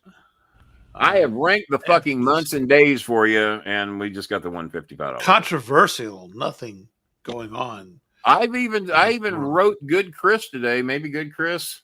Maybe the tariffs are fucking Good Chris stuff. Well, I thought we might hear a little something out of Good Chris. Not yet, but payday's tomorrow for a few people. Maybe tomorrow will be better. There was a couple of people came in this chat room and swore to God they were donating today. Where's Garn Anderson's donation? Oh, he didn't make one. That's the point. Oh, that's all right. We called him out on a donation, and then he elected not to do one. Or comment after that. Due to the embarrassment and the shame. Not wanting to help these people that we show them. These AI generated. Do they? They want to get their shit out, and then it's like, oh, fuck. Get their shit out. Oh, fuck. He actually wants us to help. He wants us to help people like sweet little Eunice Bolin. Eunice, what's your favorite month? They all suck because they're all hot. Yeah. We did get Eunice's family a couple of fans. We got her a turbo fan for upstairs. Now, Kenny, be careful. It does get cold down there in July. It's sometimes into the low 80s. Mm-hmm. Yeah, you got to get a jacket on them days. Yeah, they always get her up on those days. They always give me their Celsius temperatures. They said, "Daddy, it's hot. What's the temperature?" 33, 31. Well, do that math with Celsius, and that might be some of their cooler days. I even get some of them tell me it's 40, Daddy. Hey, computer, convert 40 degrees Celsius. 40 degrees Celsius is 104 degrees Fahrenheit. That's fucking hot, and they get a lot of those. I've seen daily highs in the dead summertime in the Philippines of about 112. Computer, convert 112 degrees Fahrenheit to Celsius. 112 degrees Fahrenheit is about 44.44 degrees Celsius. So when you start hearing 44, 43, 42, it's fucking hot. Damn. And then you factor in the humidity. And a friend of mine that went to the Philippines a few years ago, he said, "Kenny, have you ever been?" I said, "Nope, haven't been there yet." He says, "I went there just knowing how much I was going to love it." He said, "When I got off the plane, it was like I was walking underwater. Mm-hmm. It's that hard to fucking breathe." Because he was an old guy. He was in his 60s when he went there. Like, and well, skills. The most humid city I've ever been to, and according to the weather map, it adds up, is St. Louis, Missouri. Really? St. Louis is and I lived in Florida for most of my younger life and never witnessed the humidity that I get in Cincinnati, Louisville, and St. Louis. Florida didn't touch the level of humidity you get there. Atlanta was humid like that too. Nashville could be bad, but of all the cities I've ever been to, St. Louis was the worst. And every time the thunderstorms are brewing, and normally where there's a lot of heat and humidity, especially in the summertime, St. Louis gets some of the worst storms you ever saw. Yeah. Cincinnati's right up there. Louisville's up there. Nashville's up there. Atlanta, not that, I mean, they get them, but I've lived there too, and yeah, it gets warm, and their winters are a little nicer than what we get here. But and I've been to Houston, but I was there in November. Oh, so Houston in November would not be Houston in August. Tell you what, Nebraska in the summertime, we have underground lakes, so it's like it swelters from underneath. Oh, yeah. So if I get off the plane and it's 85 degrees, I'm already sweaty balls and everything. I mean, it's 85 is brutal. If you have probably going to have to put an ice pack on your balls would be my guess. Man, I'm telling you. And it's like you take a shower and step outside and it's over. Being as Bob is a Texas boy, Bob, have you heard about the Ted Cruz jinx? What is that? No. Oh, it's like he goes to a game that if Ted goes to a game in Texas, especially Houston wrote him a letter and begged him to stay away from the national championship game because he already had a hell of a history. He had caused the Mavericks to lose a couple of games that he was at. He caused the Cowboys to lose a game or two. He had apparently gone to 3 or 4 Houston games, and Houston doesn't often lose. Every game that he'd been to, the last 3 or 4 games he'd been to, Houston lost if Ted Cruz was there. So the city of Houston wrote him a letter. Hey, please, if you care about our city, if you care about our team, do not come to the national championship game. Please, God, stay out of the goddamn building. Do not go. And it was in San Antonio, if I remember correctly. Well, of course, Ted, he's got to fucking defy everything, and he shows up. Houston had a 12 or 13 point lead late in the game. Nah, mama, nah. Ted Cruz, the Ted Cruz jinx. So they hate that motherfucker in Texas. If he wins the next election, I'm going to wonder what the fuck's going on in Texas. Well, I've never met anybody that ever said they liked or voted for Ted Cruz in Texas. Never. I am going to vote in this next Republican primary, and I'm going to actually vote for Senator John Cornyn. Yeah. Because Ken Paxton is running against him. Oh, geez. They finally found someone disgusting enough to make me want to vote for John Cornyn. Yeah, I've been hearing about that, and from what I understand, it is the lesser of two evils. No, yeah, Jesus, still Christ. Very evil. But all right, we want to do one more ranking, and then we're going to be out of here. Yeah, because the donations are just they're this not going to be a lot more complicated. It's supposed to be the greatest nation in the world. Yeah, list in order. List all the nations. No, I want you to list your top 3. That number 195, wherever those fucking penguins are. McDonald Island. Yeah, McDonald Island. All right, only 194 more to go. We should be here till about this time tomorrow night. Yeah, I want you to list your top 3 and your bottom 3 Cincinnati Reds managers. Top 3 and bottom 3. Well, number 1 has to be Sparky Anderson. Number 2, because I fucking loved him with a passion, even though he had a bit of a gambling problem, Coltrane. Rob Dibble. And by the way, a lot of y'all have been making fun of Coltrane since he hadn't been on the shows. Y'all been, and Bob included, claiming that Coltrane's got a gambling problem. He has no problems gambling, ladies and gentlemen. Stop that shit. It's that problem winning. It's a winning problem. It's all about the winning. Maybe he's charitable with his gambling. Maybe he wants to lose. Did you ever think of that? Could be. Could be. So number 1, Sparky Anderson, Captain. Does anybody remember what Sparky Anderson's nickname was? And not Pee-wee? Sparky. Captain Hook. Because man, if the starters are in trouble, if Sparky crosses that line, he ain't coming out there to give no. Pee-wee Anderson was a referee. Pee-wee was a referee. Yeah, I think Sparky was. And he was very good at riding a bicycle in some movie and getting in confrontations with some fat fuck, and I forgot the fat fuck's name. Wasn't me, not then. And no, so Sparky Anderson, number 1. Strangely enough, even though he didn't win any world titles, he was very good at getting the Reds in second place, and he was always very. And he poked he said an umpire poked him in the eye. Bob could probably look this up because the umpire, he claimed poked him in the eye. So Rose just fucking pushed him. He took both hands and just pushed the fucking umpire. Hell. And Malone or Pallone, And I think I heard this umpire was gay, which we did not know at the time. But I think we found out that this umpire eventually was gay. Look good afterwards. That you pushed a gay man at first base. Yeah. I try not to judge. I try not to judge when it's Pete Rose. Something Pallone. But he said that Pete, after the press conference, he poked me in the eye. You can see it right here. Well, I didn't see anything, and I'm the biggest Pete Rose fan there is. I didn't see Pete with a bruise on his eye, but he claimed there was. And but Pete got us in second place, and he was player manager. And there ain't been many of those. I think Frank Robinson did it with the Indians, was player manager. And Frank Robinson also formerly a Cincinnati Red as well. And in third, I'd have to rank Lou Piniella. So that would be 1, 2, 3. Lou Piniella actually won us a world championship. When did he do it? The year after Pete Rose was banned from baseball for betting on baseball.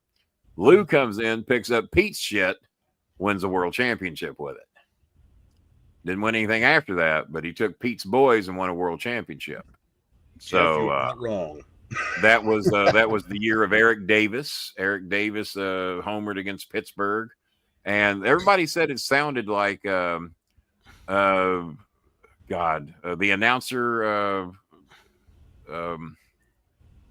Buck.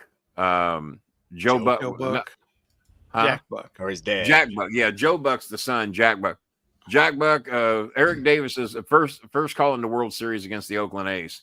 Eric Davis hits that ball's going back into deep center field. That ball's going to go. And that was all we heard. And then Jack just lets the crowd do the talking. And then Eric Davis crosses the plate, and we still haven't heard anything. And the crowd is going apeshit. The Reds are up like 3-0 in the first on a 3-run homer by Eric Davis.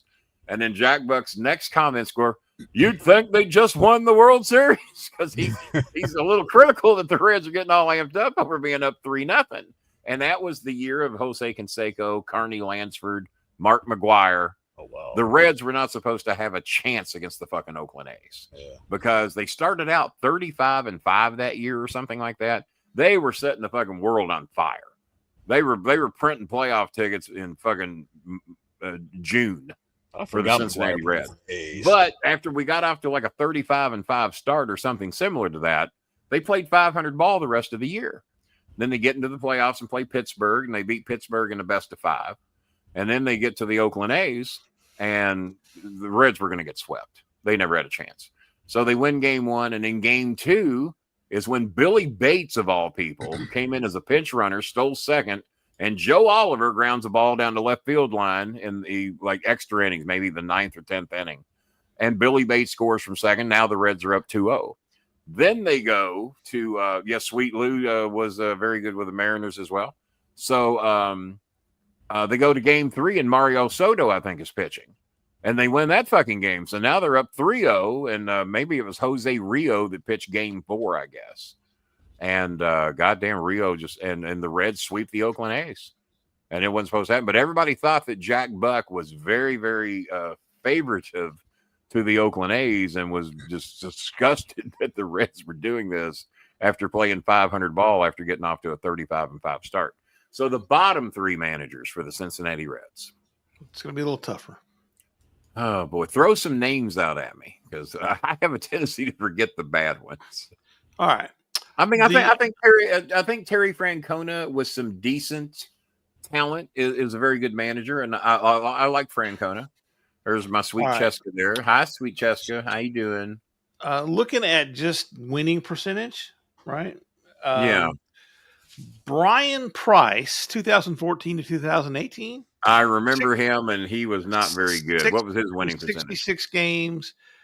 He has a .419 winning percentage. Yeah, when you're below 500, that's not a formula for getting into the playoffs. Yeah. So I don't remember much about the Brian Price era, but I remember he wasn't anybody to get overly excited about. In fact, the fact that he managed there for 4 years.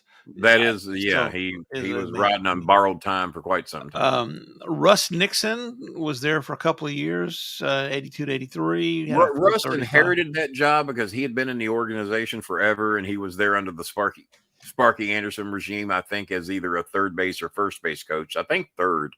And Russ Nixon more or less inherited that job. Tony Perez had the job for only a handful of games, like 30 or 40 games. Was he there? 44 games. 44 games. That was ironically the hit streak that Pete Rose had was 44 games. And he got people were furious that Pete never got that Tony never got more of a shot than that. Yeah, he got fired after taking the advice of a. Let's see, this is a dumb. Reds beat writer Hal McCoy approached Perez with an idea to. I know Hal McCoy. Hal McCoy's been a beat writer for the Reds for 185 years. He said he should use Joe Oliver in the game instead of Dan Wilson, since Oliver hit Bud Black well. Perez took McCoy's suggestion. The Reds won the game. McCoy wrote about it. Jim Bowden got mad about it and fired him. He took a beat writer's advice. Yes. And the beat writer gave good advice, and they won the game, and they fired him anyway. Boy, talk about political bullshit. Yeah, Bob Boone was there from 2001 to 2003. At, Bob Boone, as a matter of fact, when I first got hooked up with the Cincinnati Reds, Aaron Boone and a couple of other of the Boone boys were in the minors at that time, and I got to be friends with them here in Louisville. And they hooked me up with Adam Dunn, who was a big power hitter for the Reds. I think he had a 50 home run year one year. Hit a couple of balls over the center field riverboat out in Cincinnati, and Adam Dunn was the guy that put me on his batting practice teams with the Louisville Bats, and got to be friends with the Boone boys, and they were always very good to me. I don't know that I met or talked to their father, but I did talk to who was the child Boone that was the manager of the Reds recently. I think he was the previous manager just until we got the new one we got now. What was his name? Was it Aaron Boone? No, David Bell was. I think you see. I'm sorry, but no, it wasn't the Boone boys. It was the Bell boys. Excuse me. Okay, I got my B's. The Bell boys, not the Boone boys. Yeah, but Aaron Boone was. He signed a program for me and my son when we went to see the Reds, and when Marge Schott had us come down and gave us front row seats. After me wiping out a guy on the upper deck, Aaron Boone came out after the game and signed the program for my kid. So that's why I had Aaron Boone. She saw your girlfriend, though. Pardon? Did she get mad when she saw your girlfriend, though? Who? Marge. I didn't. Well, the only girl I ever took to a Cincinnati Reds game that I can remember was Deanna Kane, the manager in Philadelphia, and the Philadelphia pitchers knew her. Threw her a ball that I caught because she shied away from it. And her name is Trish Thames or something like that. But she went by the character name Deanna Kane, and I worked with her in Philadelphia. She come to live with me for a few months to get in OVW wrestling, and Jim Ross really liked her, but for some reason they never offered her a contract. And but Deanna Kane, I think, is the only girl I took to a Cincinnati Reds game. And the pitchers of the Phillies knew her. I can't think of the goddamn guy's name. If I saw it, I would know it. But he's the one that threw her the ball. He said, Deanna, what are you doing here in Cincinnati? Here. And then he throws up a ball. We're in the blue seats in center field before the game. The pitchers are warming up in the outfield so they knew her. Do you know why they knew her? Deanna was a featured stripper in Philadelphia. And they knew her in center field at the Cincinnati Reds game, dressed in jeans and a top. She didn't go to the game naked. She didn't take a pole with her. Might have took a poll to see how many Philadelphia players knew her. This would have been for you probably had a black girlfriend at the time, and if you showed up, I never took any black girls to the Cincinnati Reds games that I can remember. And Deanna Kane, beautiful young lady, was not black. But no, Deanna lived with me for about 3 months trying to get her a job at OVW, and we got her on a lot of TV shows. Cornette liked her. Jim Ross liked her. How she never got a contract, I don't know. She did a good job with everything we gave her to do. But yeah, she lived with me for about 3 months. And when I saw the Reds were playing the Phillies, she said, "Oh, I'd love to go to that." So we went, and turns out some of the players knew who she was and had probably given her money before. At least we knew to give her a baseball. Senior dollars. I'd given her dollar bills. So I gave her the pitcher's name was Randy. Randy Johnson. If you can look up the roster, maybe in 96, 97. Well, I tell you what, it had been after 97 because I did the Eddie Gilbert Memorial in March of 97 in Philadelphia. She came to live with me after that. So it would have probably been the summer of 97. And his name was Randy, and he was a very famous pitcher for Philadelphia and a good one. Randy something or another. Yeah, Johnson's name pops in my head. It wasn't Randy Johnson. Remember he blew that bird? Name the pitching staff for the Phillies in 97. I'm looking for that here. I'm looking at Billy, the pitchers. I could be wrong on Randy. Matt Beach, Ron Blazer, Matt Beach, Ron Blazer, Ricky Bottolicho. Nope. Billy Brewer. Nope. Wayne Gomez. Nope. Mike Grace. Nope. Tyler Green. Not Tyler Black. He was there that day, but he wasn't the one. Reggie Harris. Nope. Ryan Karp. Nope. Mark Leiter. Probably the most famous. Leiter was there that day, but he's not the one that threw the ball. He was there Calvin Maduro. Nope. Mike Mims. Nope. Bobby Munoz. Ryan Nye. Nope. Eric Plantenberg. Mark Portugal is a name that people what Portugal? He was there, but he was not Edgar Ramos. It seems like he was a reliever. Scott Ruffcorn, Ken Ryan, Kurt Schilling, Jerry Spradlin, Garrett Stevenson, he was there. And Darren Winston. Wasn't any of those. Check the 96 roster. No, check the 98 roster. Because it is possible she came the following year. So check the 98 roster pitching staff. All right. Because it seems like I've had you look this up before and we found it. Oops. All right. Matt Beach, Toby Borland, Ricky Bottolicho, Billy Brewer, Paul Bird, Robert Dodd, Wayne Gomez, Mike Grace, Tyler Green, Mark Leiter, Carlton Lower, Ryan Nye, Yorkis Perez, Mark Portugal, Ken Ryan, Kurt Schilling, Jerry Spradlin, Garrett Stevenson, Mike Welch, Matt Whiteside, former Texas Ranger great, and Darren Winston. You know what? I could have my name because Paul Bird sounds very, very familiar, but I still don't think that's the one. And Paul I know Bird was a combination starter and reliever over his career. Yeah, it could have been Paul Bird, but it seems like I remember the guy's name being Randy that pitched for the Phillies. And it would have had to have been 97 or 98. I don't think it would have been 99 because I had moved into Fairground Road by then. And Randy Wolf. Randy Wolf. That's who it was. Now, what years does it say he was there? It was Randy Wolf. Let's see here. Phillies 99 to 2006. I guess we went in 99. God damn. I thought for sure it would have been 98 or 97. So she came to live with me 2 years after we worked in Philadelphia. I didn't realize it was that long. I would have thought it would have been the next year. Oh, I know why it was. Her and her boyfriend had a falling out because she was dating one of the workers on the card that night. They had a falling out. And then she came to live with me for 3 months to get on OVW TV. So Randy Wolf. I was going to say, I know that fucker's name was Randy. Paul Bird was there, but it was Randy Wolf. Randy Wolf. So that solves that mystery. Did anybody donate during all this? I guarantee you they did. Hell no. I guarantee you they did. All right, load up, bitch. Getting a lot of DMs from people asking why you blocked them, and I don't know who the hell they are. People asking why you blocked them? Why you blocked them? Read me the names. There's a game we can play. Read me the names, and I'll find out. Jihan Honorazan. Probably because I couldn't pronounce their name. It's capital G, capital H-I-N. Oh, yeah. She kept asking for money even after I'd already given her money. Yeah.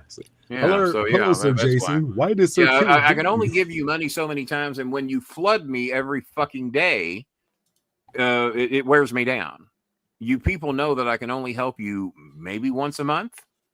Some of you every now and then, maybe 2 little helps in a month.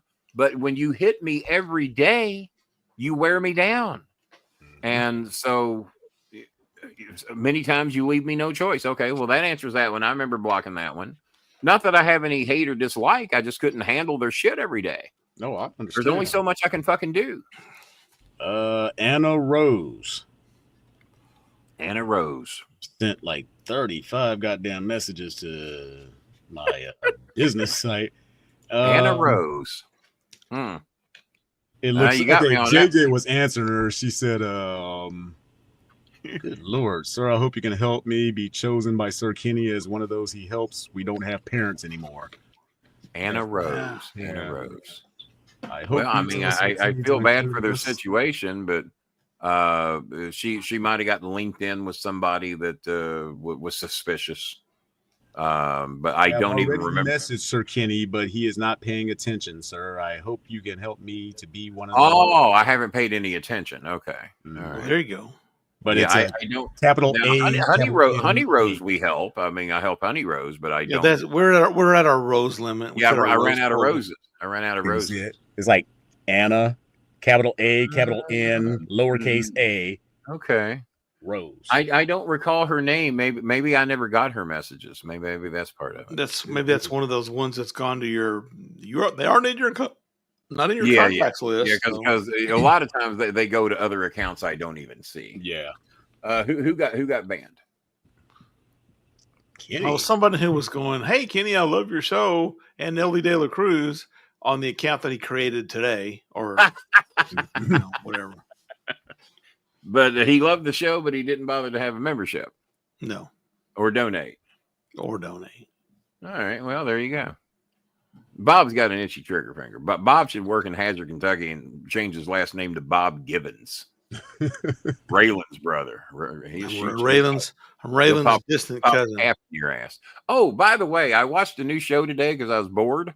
And I had it on in the background. I had my Apple TV Plus up because I'm looking for a new show called Neighbors and Friends that stars John Hamm and a girl, I think her last name is Nunn, that used to work on The Daily Show back in 2011. Beautiful brunette. Something like that. Kylie Nunn, something like well, she's in this show with John Hamm's, she was on The Daily Show last night. And John Hamm's in it, and I love John Hamm. He was great in, what was he so good in that I bragged about? Because I hated the motherfucker. Oh, was it the advertising thing? Did Mad Men? No, it wasn't Mad Men. It was God, what was he in? Because he actually in this show. Oh, yeah, you said he was a bad guy in that one. He's a bad guy and a Trump supporter. And I think he comes in like season 3, episode 3 or something. Maybe it was Landmen. I can't remember, but he was so good in it. Fargo. No. Fargo. I think it was one of the Fargos. No, it was. I do remember it was talking one of about the Fargos. And God, he was so good in that. So this Neighbors and Friends looks like it's about being a rich motherfucker and losing it all, and he's trying to keep people from finding out about it. So he's stealing from all of his rich friends. That's kind of the premises of the show, and it's going to be on Apple TV Plus. What I love about Apple TV Plus is that they get heavy into production. The shows are normally very quality, and but the one I stumbled on today I had not heard of is called Studio, and God damn it, Bob, look up the cat because he's like the producer director. He does the whole thing on Studio. The Jewish comedian. You say his name, I'll know it. I watched Seth Rogen.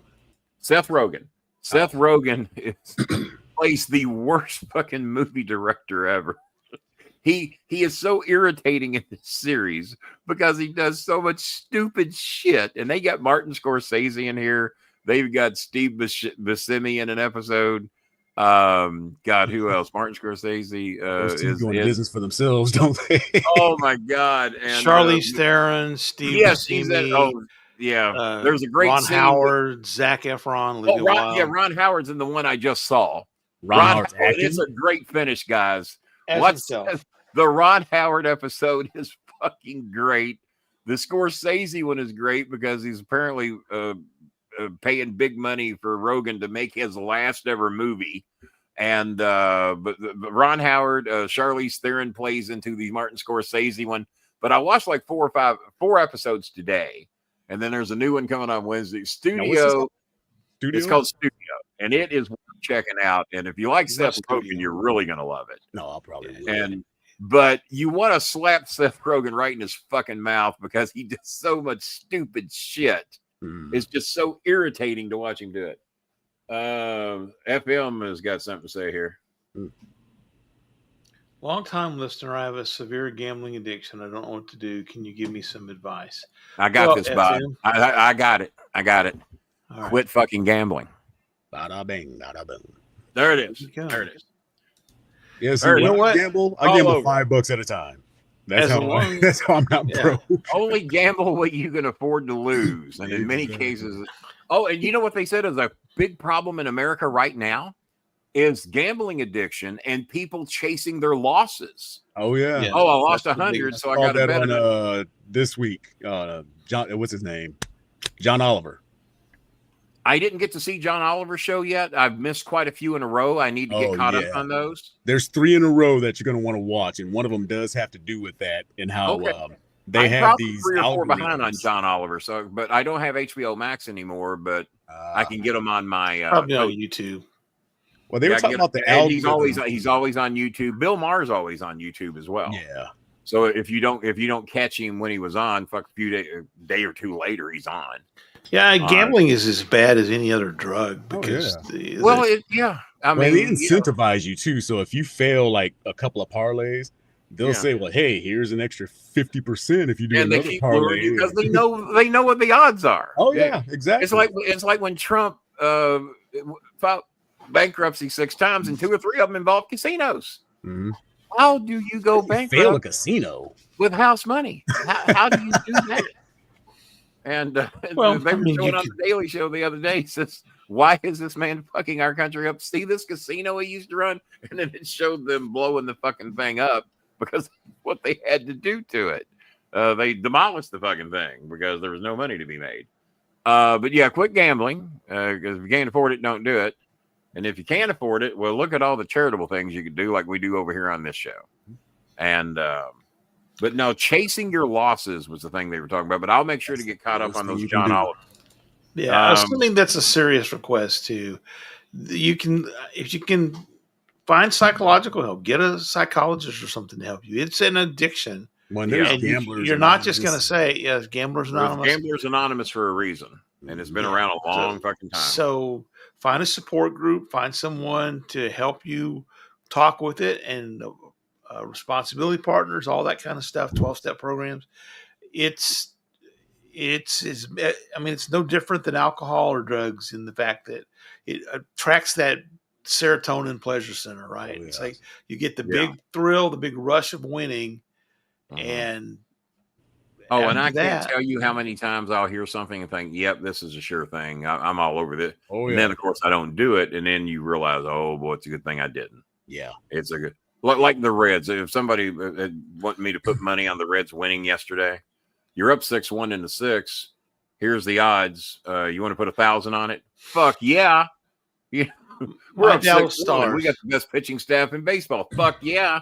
Well, my Dallas Stars were up 5-2 with 1 minute and 1 second to go in. Whoa! Back up. In the whole game. Wait a minute. There's a minute. There's a minute and a second to go. You're up 101. We're up 5-2 in a hockey game. All right, there's no fucking way in hell you can lose that game. I'll tell you that right now. 6-5 in overtime. The Stars lose the game. They gave up 3 goals in the last minute of the game. That's worse than what the Reds did. It took them 3 innings to blow it. Well, of course, they pulled their goalie, and so it was a 6-5 advantage. But Stars played terrible defense. Still.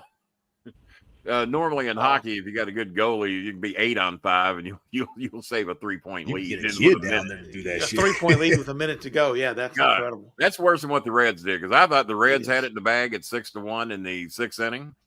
I'm glad no one offered me, Kenny. I bet you $1,000 the Reds blow this. All right, Kieran McDonald. But yeah, here's a sweet Jambi. Jambi could use some more help with rice and dog food.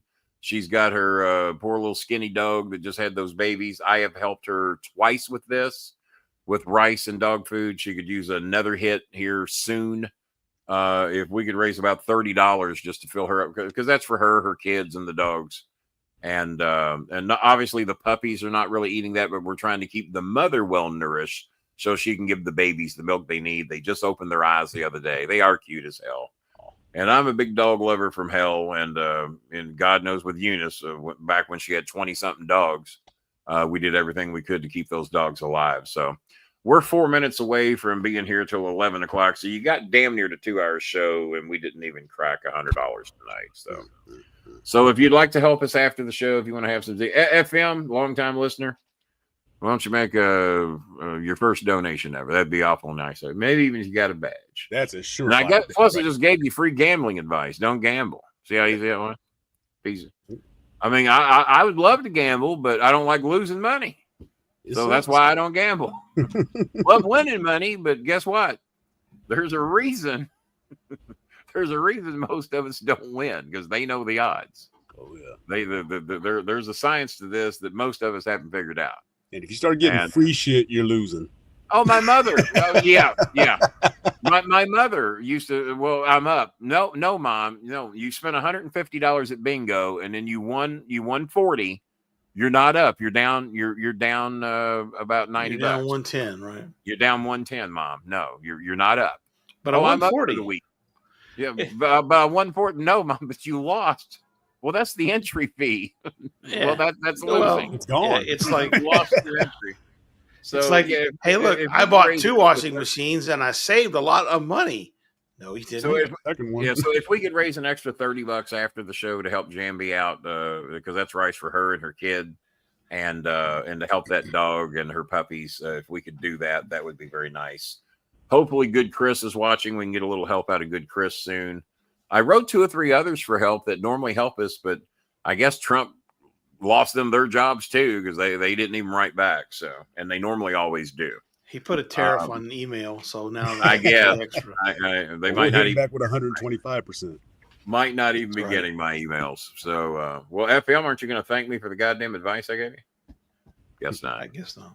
Can't even get a hearty thank you anymore. So looks like that John Hamm show has a 90% rating on Rotten Tomatoes. So looks like it's going to be pretty good. Well, it hadn't even aired yet. How's it got that? I'm sure there's people that preview it. Oh, you know when it airs? Actually, tomorrow. Release date was tomorrow. Tomorrow, yeah. Tomorrow, yeah. Releases tomorrow. Well, I guess that's for the people that have pre-screened it, because the Daily Show's already seen it, and they said it's an amazing fucking show. And John Hamm, in the interactions with this nun girl, whatever her name is, that used to be on the Daily Show back 2011. Olivia Mum. Oh, beautiful girl too. Beautiful girl. And she had a great segment. If you can watch the Daily Show from last night, she kind of redid her bit. I'll do 15 on the rice. Someone can match it. Randy, that would be sweet, man. Yeah. Can we get somebody out there to pitch in another 15? Maybe even Billy Sellers. Who knows? They can do $15 and match Randy's money and help us raise the money for those dogs. Guys, between $600 in vet bills and all the other money I put out, and all the money that comes in this show, it's a little tight around here right now. And so we can use all the help that we can get, especially for little Jambi there. And I did help her the previous 2 times. So if we can get a little help from you guys, and thank you, Randy. That's very nice of you to do that. Maybe FM will help. Maybe FM will send an anonymous $15 donation to help feed those doggies. So it's 11 o'clock straight up. Do you know where your children are? I do. Just had dinner with him. I do. Weren't those great? Do you know where your children are? Fuck no. Where are they? Reminded that you had kids. Where the? I had kids. What? I got kids. Little fuckers should be home. Start looking at wait, what the fuck that shows you this country don't care about your kids anymore, because no one asks you. Yep. You know where your kids are? Who gives a fuck? He knows where he lives. We did just send $20 to Art Gel for a graduation gift. She graduates whatever grade she's in, but she graduated with honors. So bless her little heart. We just sent her $20. And we sent Ruby May. Oh, Bob, I need to send Ruby May. You know I adore that kid. Ruby wants a red dress for her graduation. I think I even sent you a picture of it. Yeah. It's roughly 600 pesos. Let's send her 700 pesos. I get paid tomorrow. I already owe you $43. So let's send her 700 pesos and help her get that red dress for her graduation. It's a big deal to her. And the least I can do. And add that to the 43 I owe you. Hang on, let me make sure that I can send. 1 second, I got to. Oh yeah, now if you got to send her 20, hold off, and I might just have to create an account for them. You probably have far less sin waves than I do. Yeah, I have gone way above and beyond on the sin waves, and so far gotten by with it. All right, so hang on. Well, now you got the charity and all that 501c3. People should be like, all right, where's my dang? All right, I have too many. Well, if I can find a way to send that to SendWave, I think that will definitely help me. Because they did increase my limits of what I can send. Joji de Los Angeles. Now look who's here. There's little Ruby May. Hey, Ruby. Still celebrating my birthday from last to year. All daddies. Ruby, honey, we're trying to make arrangements to get you that dress for your graduation. And we got you the other money that you needed. So Ruby May is Joji de Los Angeles, and that is on Pangea. So that means I need to send $20. Okay. Can you just transfer that information over to SendWave, because I think we can do that, and then we don't have to send. Yeah. Let's put it, because my list on SendWave is quite extensive. And how many of you got on yours? Not a tremendous number. I got a tremendous amount. So every time I add one, like, this is the one. This is where they're going to get me. Yeah. But I need to contact SendWave and let them know that I am a 501c3 charitable organization. I add names not because we're getting scammed, but because we've got people that need fucking help. And that's what the show is for. But Arby's is looking to do something big with us in May. That's a little ways away. And by big, whether it's 200 or 2,000, I don't know. But I'm going to do a free personal appearance for them in lieu of a donation. And he said, with us having the 501c3, he said that will really help what they can do for us. I'm going to reach out to Scaramucci, Mark Cuban, and Andrew Yang probably a little later in the summer and see what they can do for us. And hopefully Trump will not have fucked them up so bad that they have no money either. You know what I've been thinking about doing, Bob? Is unblocking Elon Musk and maybe have you represent the company and write Elon and say, hey, dear instead Elon, of giving away millions of people to vote for you in Wisconsin, why don't you donate $50,000 to the Bolin services to help feed some people? And I bet you Kenny I bet you Kenny will be a big Trump supporter if you do that. I said, dear Leon. No, he'll know you're fucking with him. Don't you call him Leon. You call him Lord and Dear Savior. Leon, I want to buy a Tesla, but I don't have enough fire insurance. Dear Elaine. I'm sure you love that. Where can I get? I'd like to buy one of your rockets and one of your cars and trucks, but I don't have enough fire insurance. Your shit blows up at an alarming rate. Yeah. I'm not sure. Yeah, we're getting ready for our 4th of July celebration. Yeah, we need either a Tesla truck or a SpaceX rocket. By the way, which do you recommend?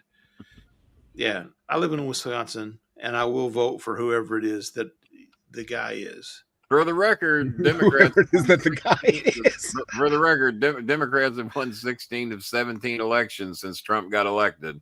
The only one that Republicans won was in Florida.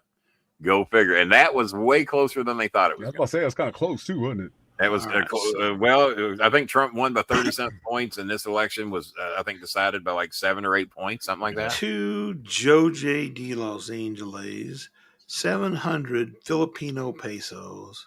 There you go, Ruby May. There's your dress money. Confirm transfer. And shut Bob's account down after I talked him into doing it. Processing. So Ruby May, tell your mother that your dress money's there, and you tell her I said that you get the red dress, because her mother was bargaining with her about the color. I said, well, I'm the one buying it. I'm the one buying it. You want red, you're going to get red. Lady all daddies, not just any one daddy, not Daddy Kenny, just all freaking daddies. All the daddies. All the daddies. All the daddies. All right, it says delivered. Now, Ruby, I'm going to give you credit for that one. No one has ever said hi to all the daddies. If only you can't see Father's that. Day. You can't see that. Delivered. This looks white. It's too white. You're going to get it in. And me and Coltrane do not recognize white unless it's the woman laying next to us, and that would only be Coltrane.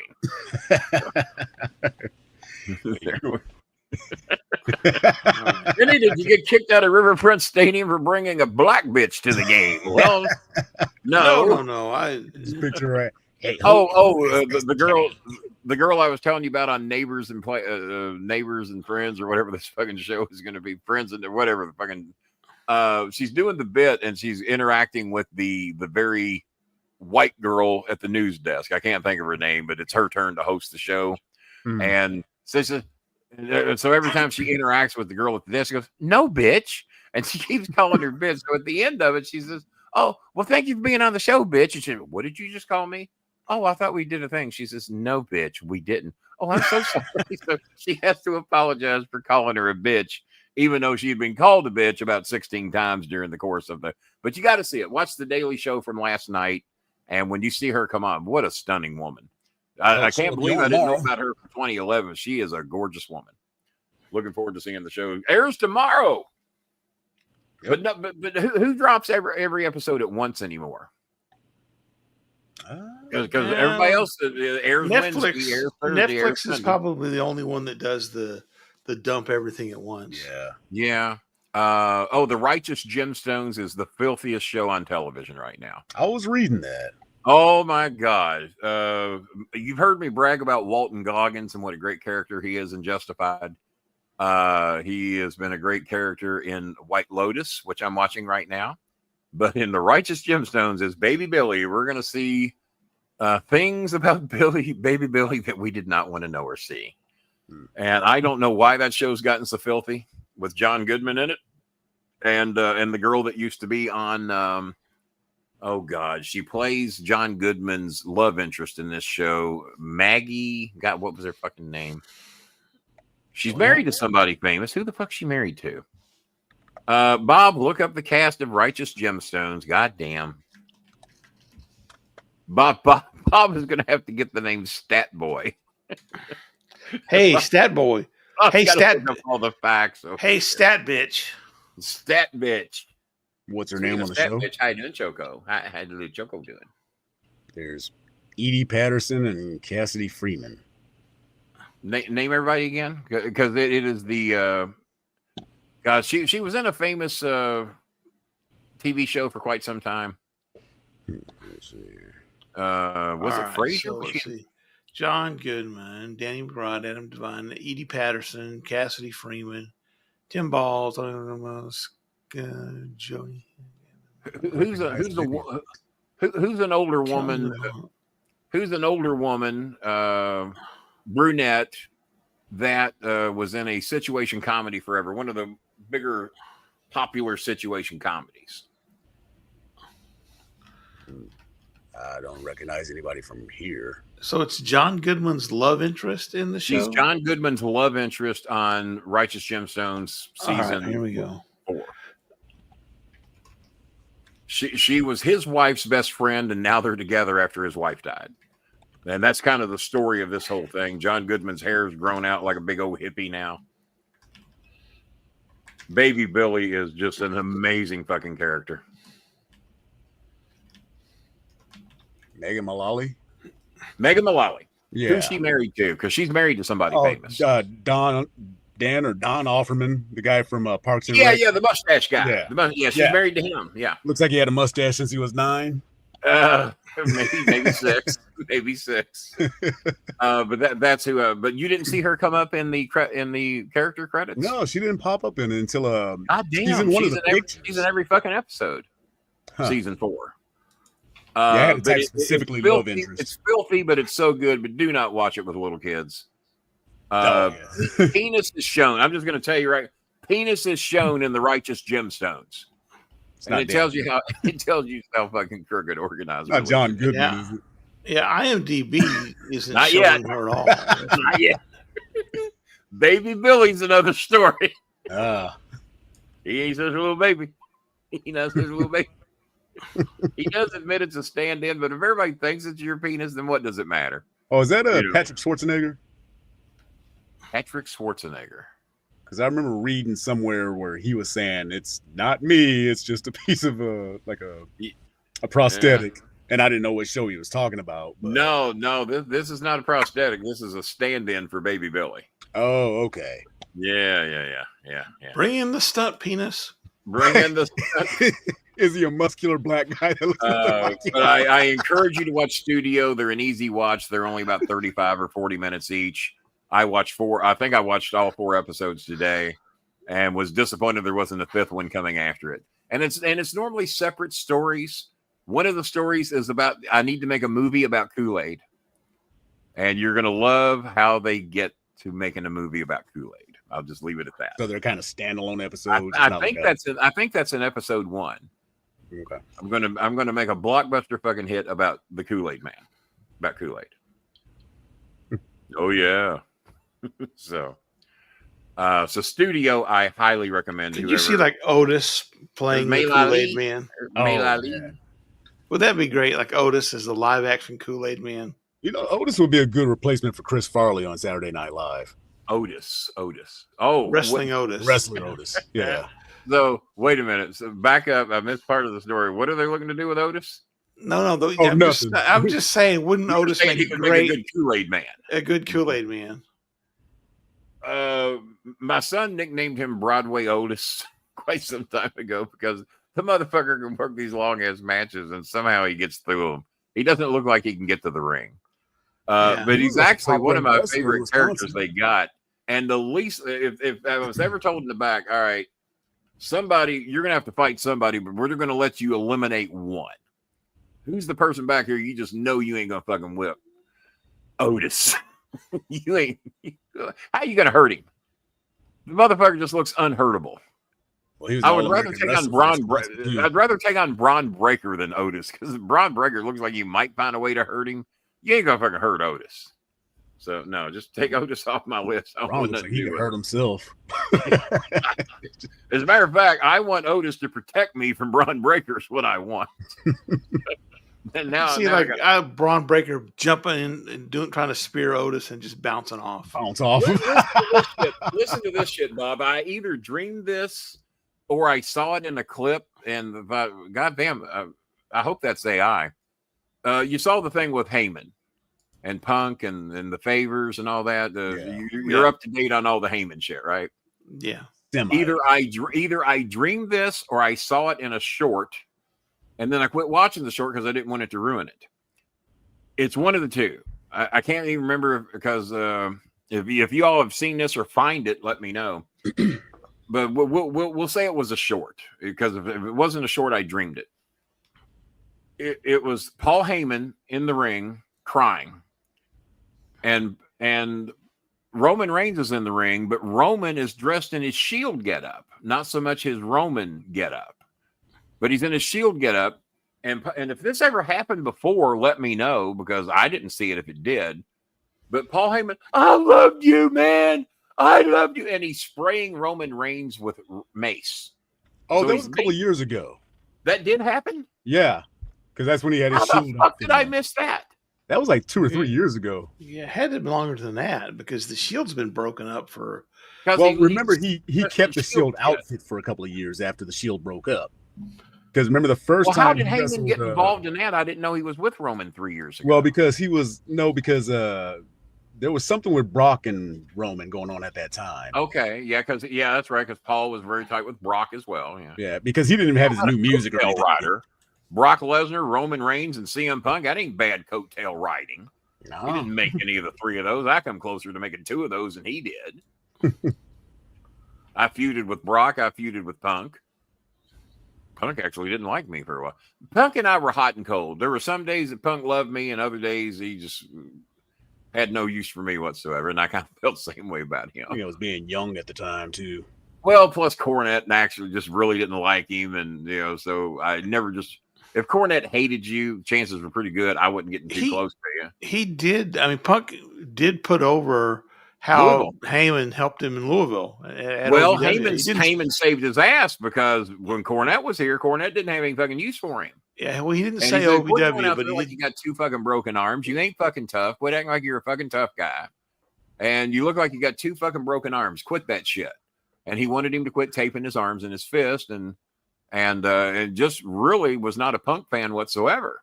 Well, now fucking Punk puts over Cornette, of all people. Apparently the Me Too movement and racist shit doesn't mean anything to Punk, I guess. Straight edge doesn't mean non-racist edge, I guess. So now he puts over Cornette, aligns himself with Paul Heyman. But yeah, Heyman saved his ass down here. There's no doubt about that. Because it got so bad with Heyman, even though Heyman and I got along, I didn't like what he was doing with us. And I told him, I said, our shit ain't going to work in Philadelphia. Your shit ain't going to work here. You know, two different markets. I'm not too bold to say we can't go to Philadelphia and do our stupid shit. Your stupid shit ain't going to work here. And it didn't. And they got rid of Heyman within like 6 weeks. And, but the only reason Punk got a shot at all is that Heyman came down here and saved his ass. Because Heyman liked him. Cornette did not. But somehow, along the ways, due to the political beliefs, I guess, Heyman, and I'm not Heyman, but Punk and Cornette, I'll hear Punk put over his podcast. You know, I'm a drive-through guy. You know, he said that on one of the shows. But Punk has been kind enough to put over Louisville, and he really had every reason not to. Because Heyman is not Louisville. Heyman's fucking ECW. Heyman was here for 6 weeks. And I told Danny when I left, I said, I've never had a vacation here. Heyman is wanting my guys to do the talking, so there's no fucking use for me to be here. And Heyman acts like I'm fucking Foghorn Leghorn when he's trying to tell me to do my promos. He's probably pretty accurate with that. But I said, it just ain't going to work. I said, I'm just going to take myself out of the equation. I'm going home. And trust me, they're going to fire Heyman. And when they do, because they already fired Cornette, and they're going to fire Heyman too. Heyman was sent here to get Cornette fired. That worked. And then they're going to fire Heyman because they got no use for either one of them. I said, when Heyman gets fired, you call me and I'll be back to work the day you tell me. 6 weks to the day, Danny Davis calls me. He said, you ready to come back to work? I said, is Heyman still there? He said, nope. I said, when did he get fired? He said, about an hour ago. He said, you ready to come back to work? I said, I'll see you tonight. And when I went back, the fans were so smart as to what was going on. They were shaking my hands because I was the announcer. I was considered neutral. The fans were shaking my hands. I said, what do you think of me for getting rid of Heyman? I said, I didn't have anything to do with it. They said, we know why you left and we know why you're back. You had something to do with it. I said, no, if I had that kind of stroke, he wouldn't have been here 6 weeks. So, and like I said, I liked him. We had dinner at Hooters a couple of times. We got along good. We just philosophy wise, but see, I can separate that shit. If Jimmy disagrees with your philosophy, then you suck. You're not human. And how dare you have an opinion, like with Russo and shit. Me and Russo don't agree on a lot of shit, but I like him as a person. And I liked Heyman as a person. I enjoyed having dinner with him. And I told him, you know, on the way out, no hard feelings, but you know, we're just not blending here. So you do your shit. And, you know, I didn't say I'll be back when you get fired. I wish I had him now. But I told Danny that, and apparently the fans just kind of had a feeling why I left. So, and that's how that goes. So yeah, we went way overtime tonight for almost no money other than Jeff Sanford saved the day, and Randy Satterley was. Now, did anybody else match the $15 for poor? Looking good. I think some jaded Zen guy did. Oh, he'd never do anything like that. He's what? Okay, we got $15 from Randy Satterley, and we got if Jaded Zen did, it ain't showing up. He did. He used the John Cena donation. Yeah. Oh, did he? Oh, I can't see it. You can't see it. Yeah, I can't see it. All right. Well, Bob, what's going on Saturday if I decide to do a show Saturday? Anything big going on Saturday? I don't know. I don't think there is. It'll be April 12th. Because WrestleMania is the next week. We'll go look and see how things are going at 9:35 on Saturday, and we might show up here and do a weekend show. Don't know as of yet. Oh, and as far as the autograph pictures go, guys, if you remember, Bob, if you want to run through them real quick, just what we got up, and then I got others that apparently we have not loaded up. Well, fuck the NBA. Where's your badge? All right, Rey Mysterio, You got Undertaker. Kurt Angle. Oh, Edge Copeland acts like he wants one of the Undertaker. We got 3 different ones of the Undertaker, and Edge Copeland acts like he might be getting one of those. That's my favorite John Cena autograph picture I've got right there. I think that should be matched up with the book for $100. It actually looks like a signature. Well, yeah, he actually took his time with that one. Yeah. The H. Some guy, Jean-Paul Levesque. Back when he had hair. Terrorizing, yeah. Rocky Maivia. Terrorizing would have been a great name. It was Steve Williams.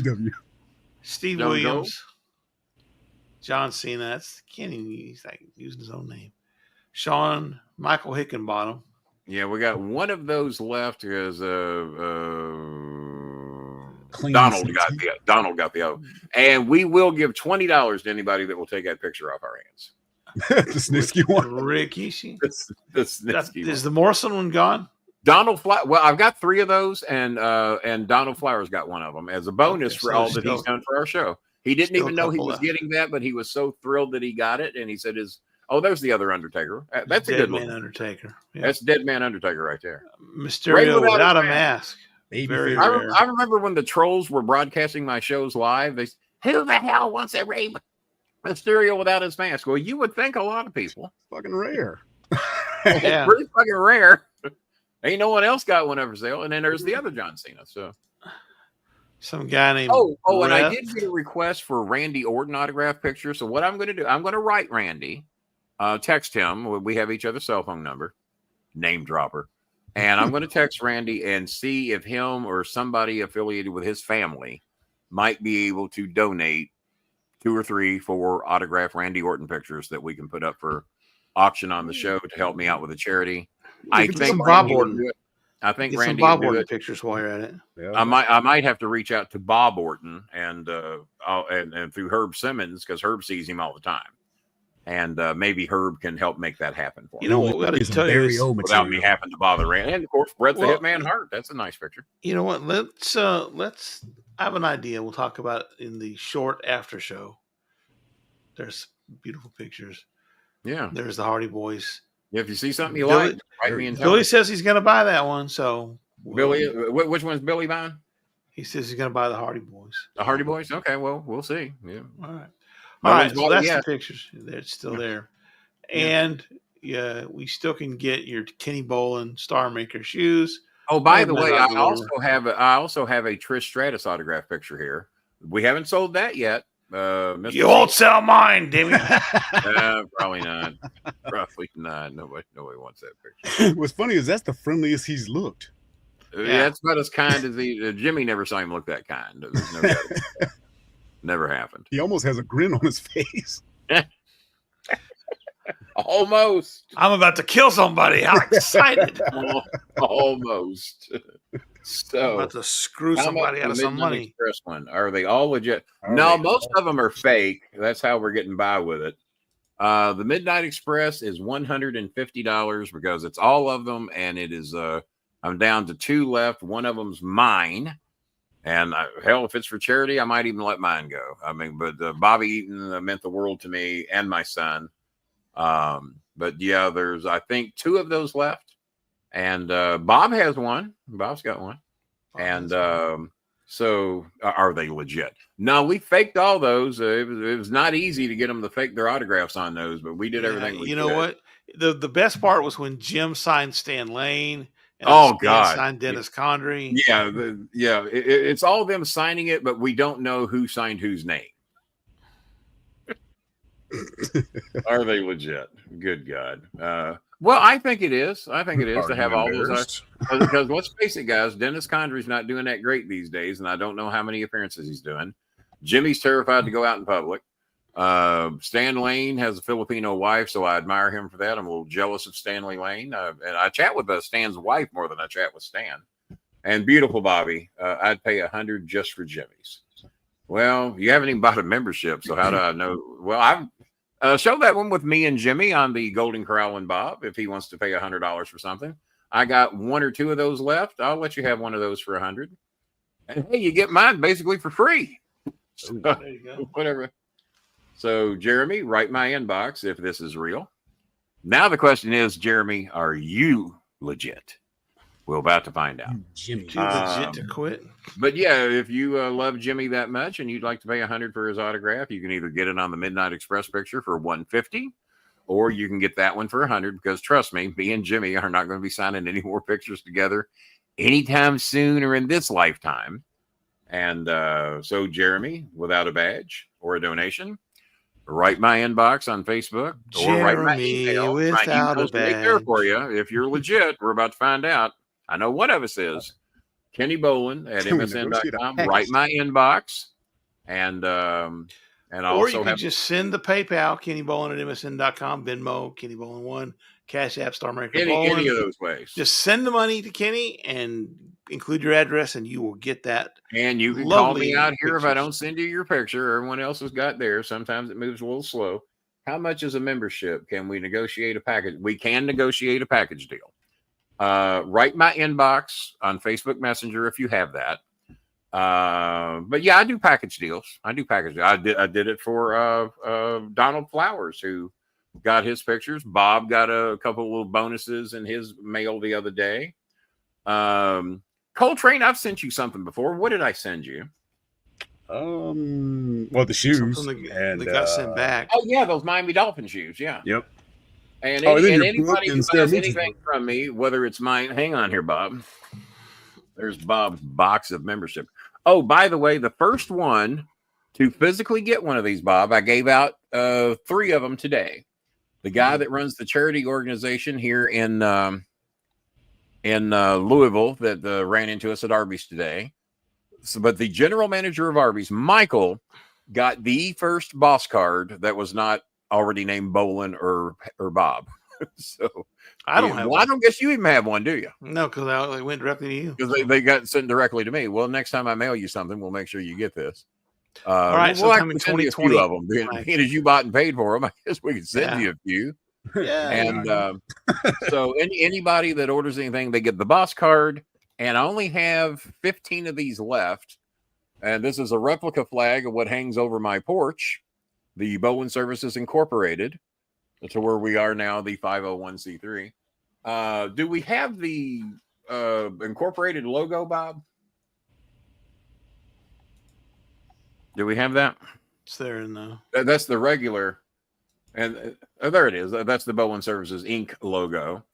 Actually, the flag would have looked... The flag would have looked better if I had just made it Bolin Services, because the print would have stood out better. Right. We reduce the words a little bit when we do it like that, because that one logo has Bolin at the top and Services at the bottom, right? Right. That would have actually made a better flag. Yeah, but it's up in the corner now. But that would have made a better flag. But I was putting over that we're an incorporated 501c3. So that's why I went with that flag as opposed to this one. But I might get another one made like that. So Jeremy, how will I know it's you when you write me? Because his name is Jeremy Disher. Like we can trust that. Have you seen some of the names in here? He could be Jeremy Dishwasher and it would be just as real.